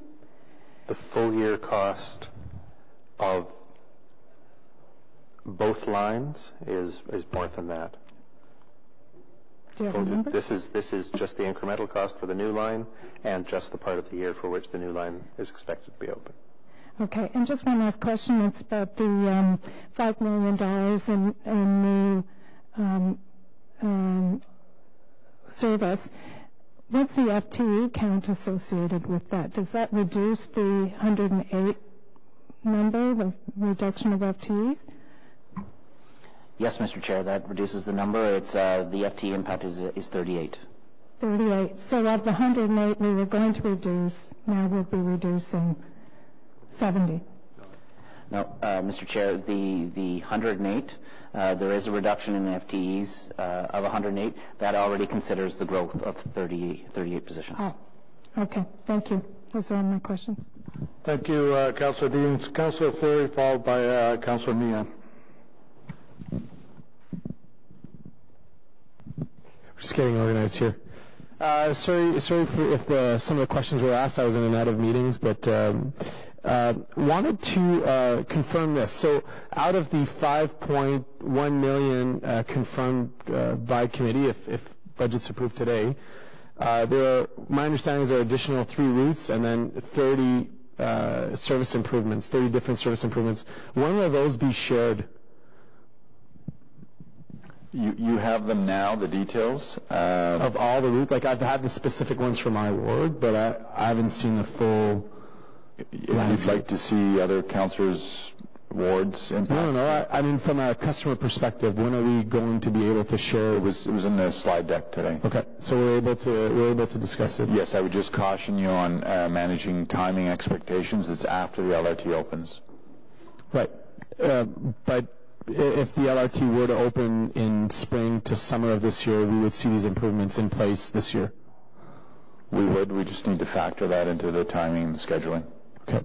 I have a specific, and I recognize it's a ward specific, but for record, I believe it's important to be brought to this committee. So, for me, with the opening of light rail, there are changes to the STO operations with the migration of STO at the line station, which I'm quite favorable to. Better service for all users all around.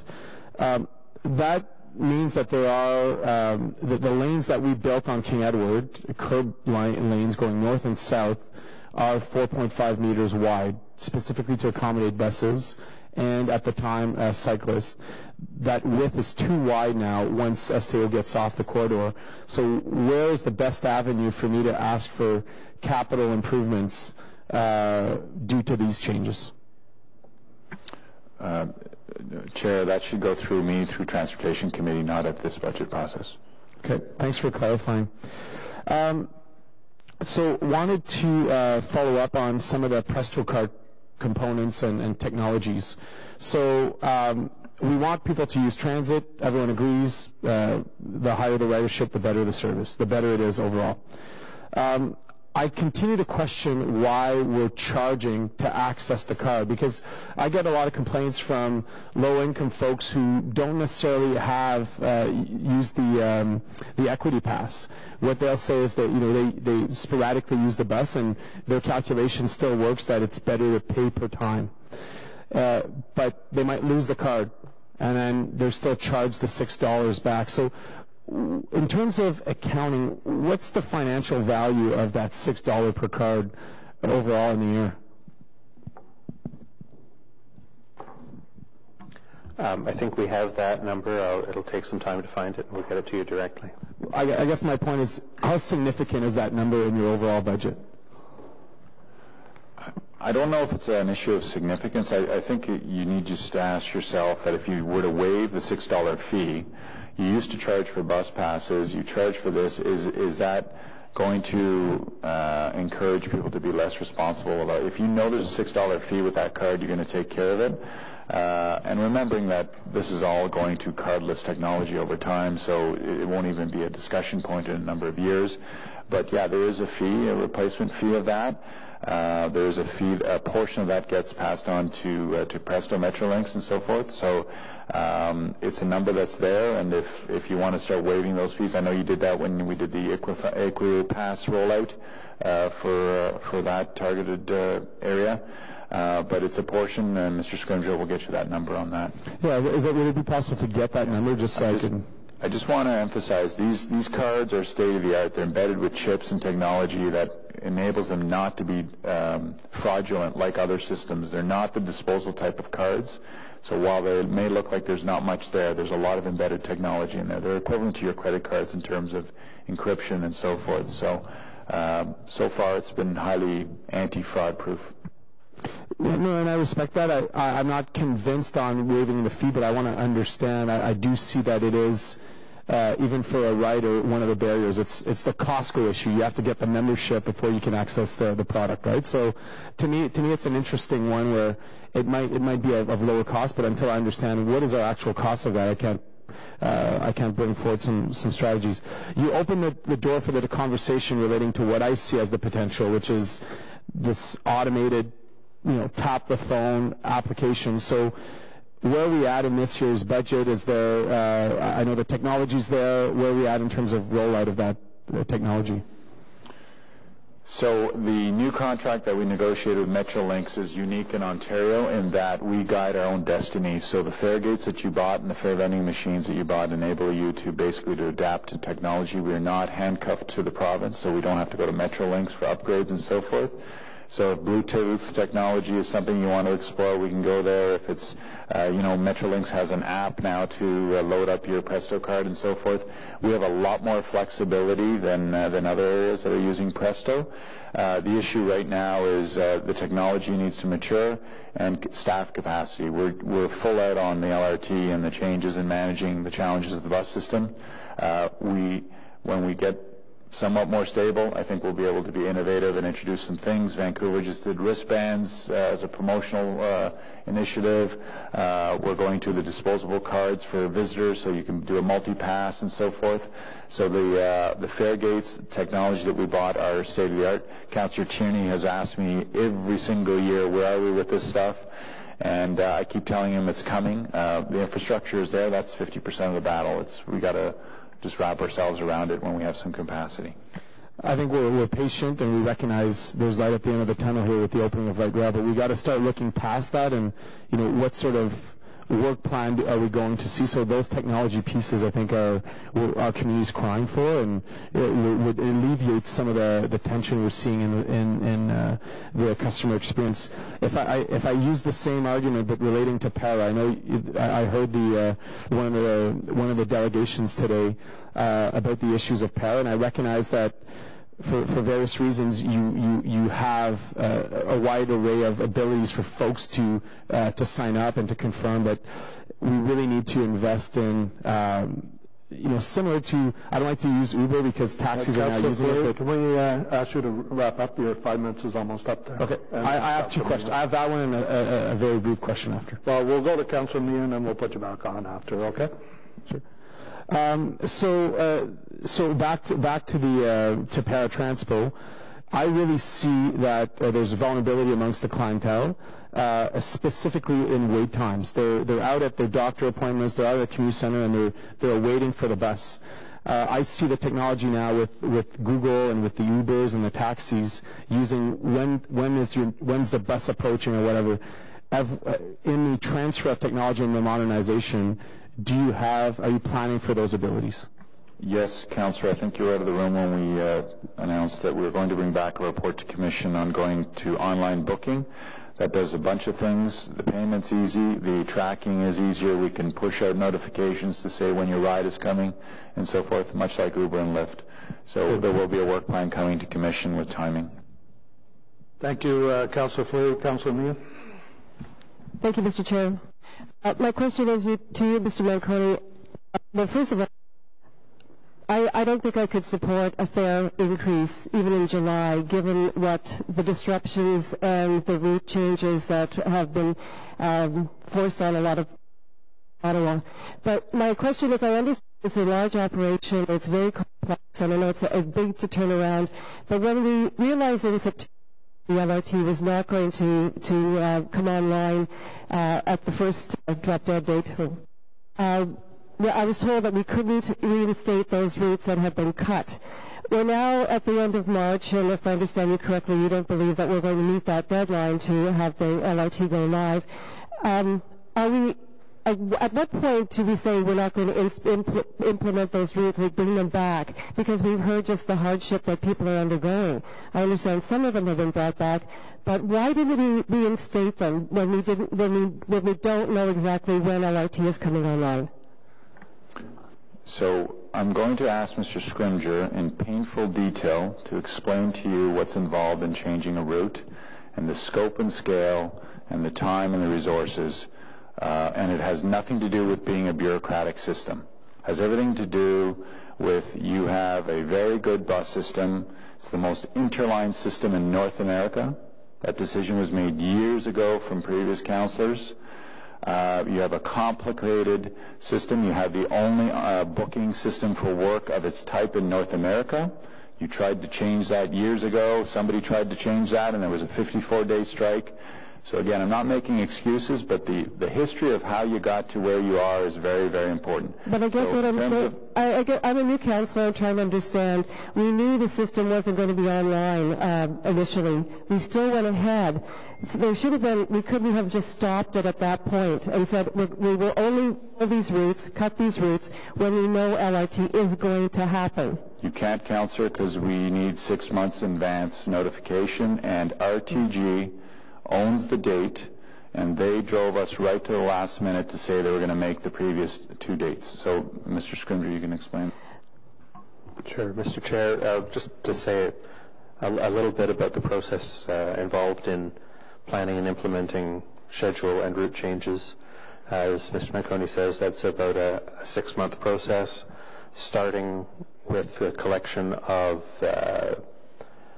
data on need, looking at existing ridership levels, assignment of buses, running time, GPS data, how long it takes to travel along the route, to construct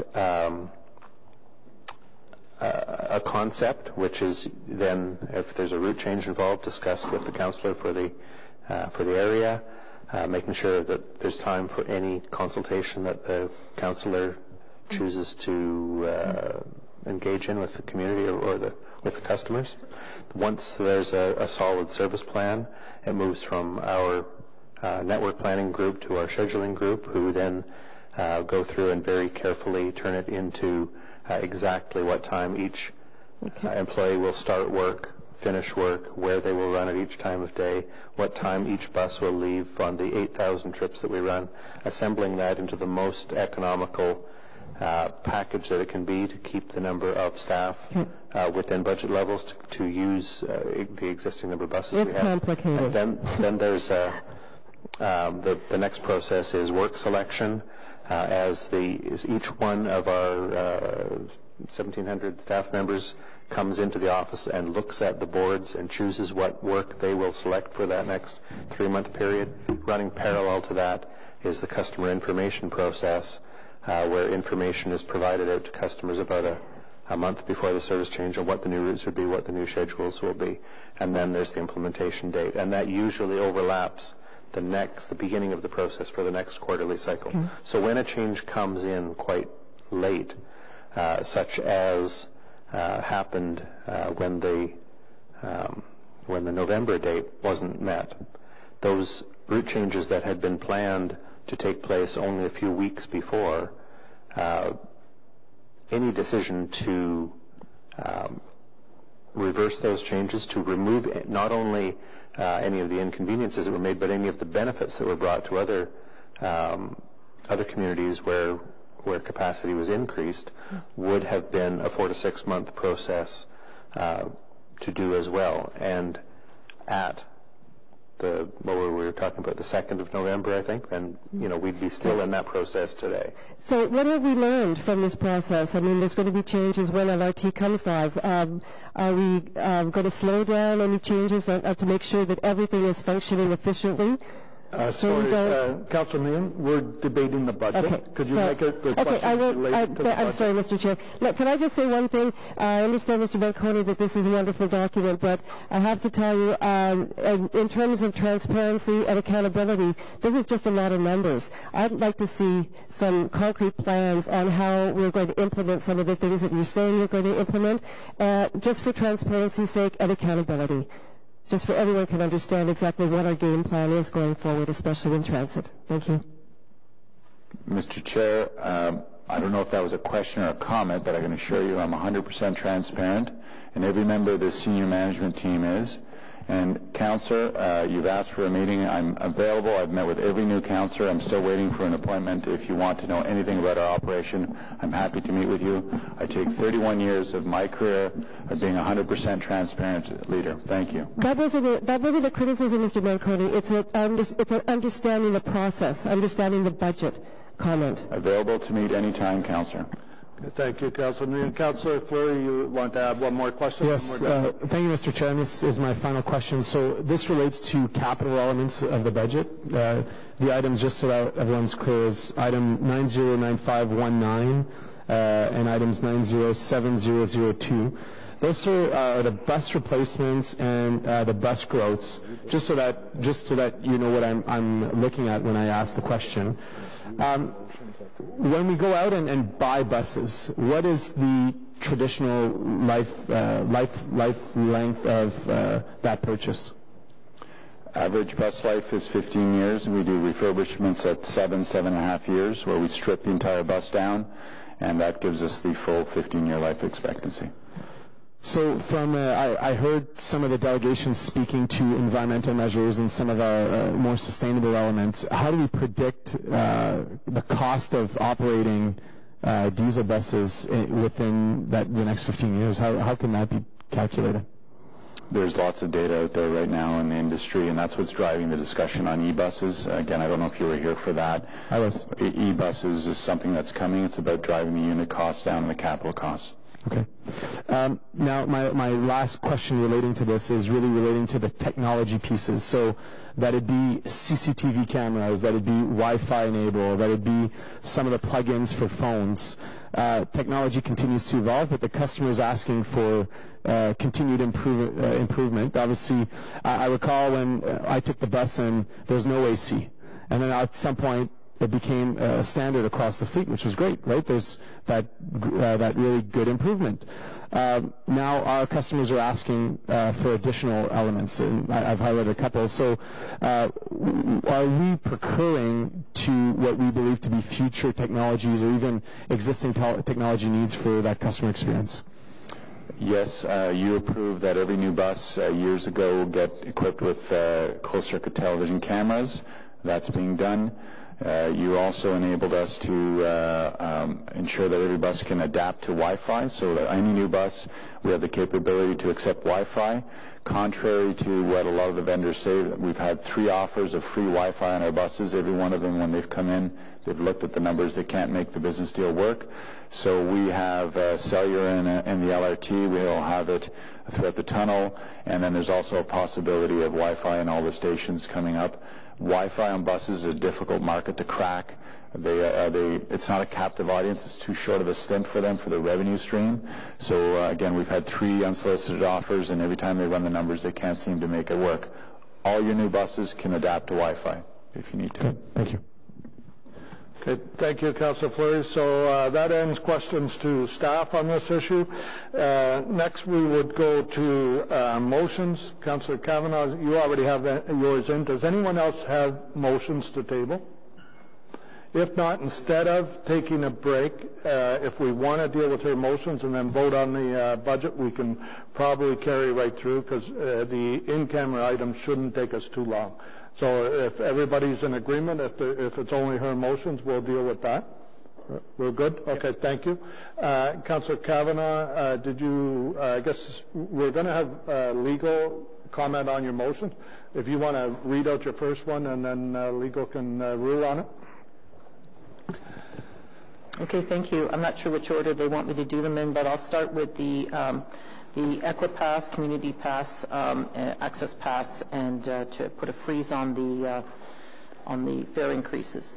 I think we already have a copy of it, so I'm happy to have a comment. Okay, thank you. Mr. Mark? Mr. Chair, with the budget process that was approved by Council, there can only be if you're going to decrease the revenue on something, you have to find an increase in revenue or an offset someplace else. And there is none in this motion. Therefore, legal staff have the view that this motion is not in order at the Commission. It may be in order at Council. It's subject to further review. Thank you, Mr. Mark. So, Councillor Kavanagh, you could table it at Committee of the Whole if you find an offset? I could amend it right now by just saying that we find the difference in the transit levy in terms of the cost. You want the offset to be to raise the tax rate? The transit levy, yes. Mr. Chair, I, with some regret, must note that Council has outlined that the target levy is 3%. And so the standing committees and the Commission are bound by that. Again, the situation may be different at Council. Okay. So, Councillor Kavanagh, if you want to look at that between now and standing committee, if you can find a particular offset for that within the budget, then you'd be able to table it. So what's your next motion? The next motion is to do with the Transportation Master Plan, which is one of our primary ways of that we look at for transit models of on looking at how we do the fares. And how does that tie to the budget?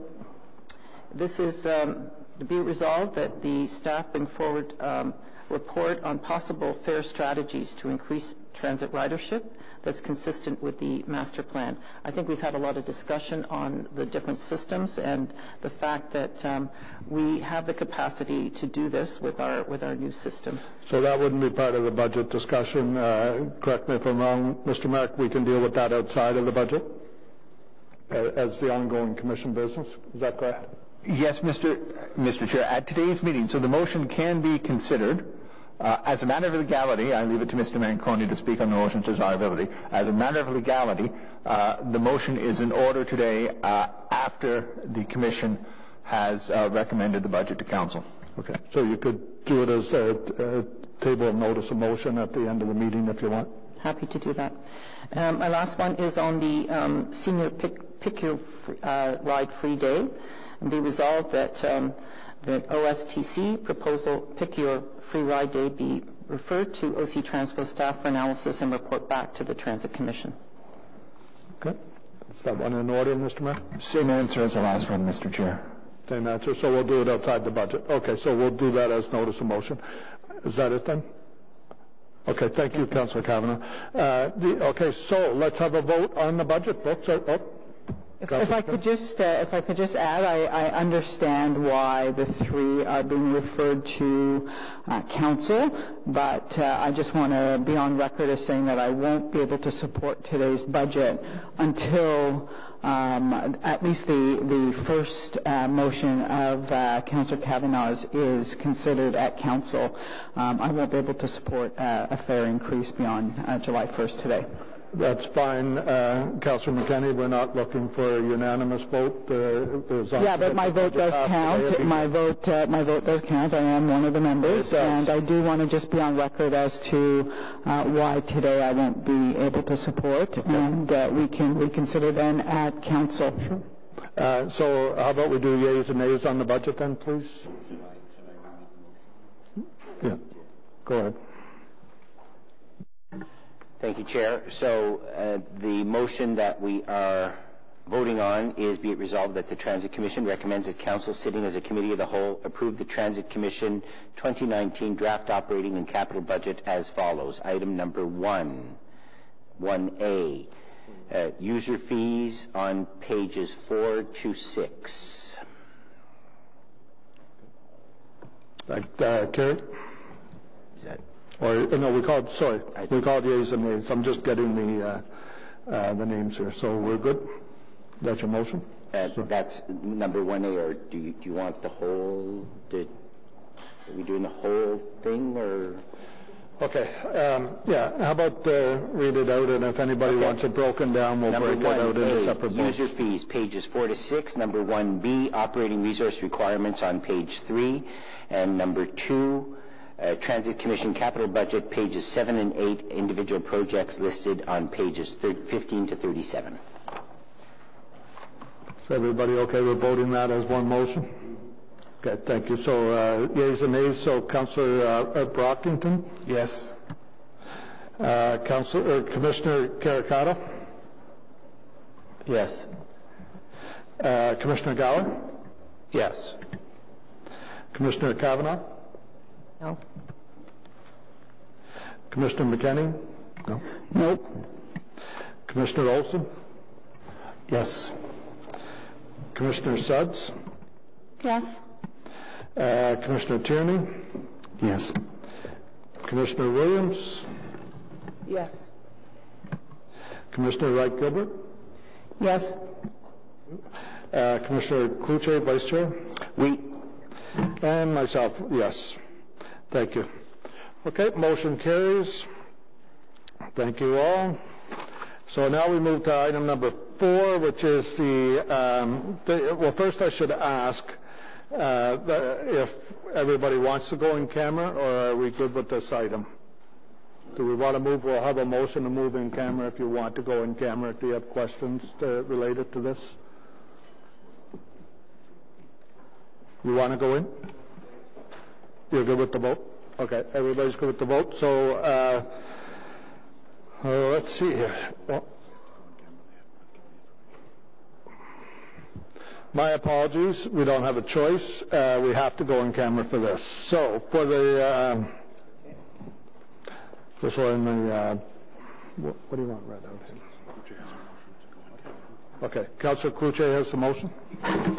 Motion to proceed in camera that in accordance with the procedure bylaw 2019-8, the Transit Commission resolve in camera pursuant to subsection 13(1)D, labor relations or employee negotiations, and subsection 13(1)F, the receiving of advice that is subject to solicitor-client privilege, including communications necessary for that purpose. As the details of the tentative collective agreement with the Canadian Union of Public Employees, Local 5500, QP 5500, are considered confidential prior to ratification of the agreement by Council, the materials fall within the exceptions contemplated by subsection 13(1)D and 13(1)F of City Council's procedure bylaw. The details of the collective agreement will be reported out publicly upon ratification by Council. Is that carried? Carried. Carried. Thank you. And again, my apologies for the confusion. So if we'll take a 10-minute break here, clear the room, and we'll deal with this item then, folks, okay?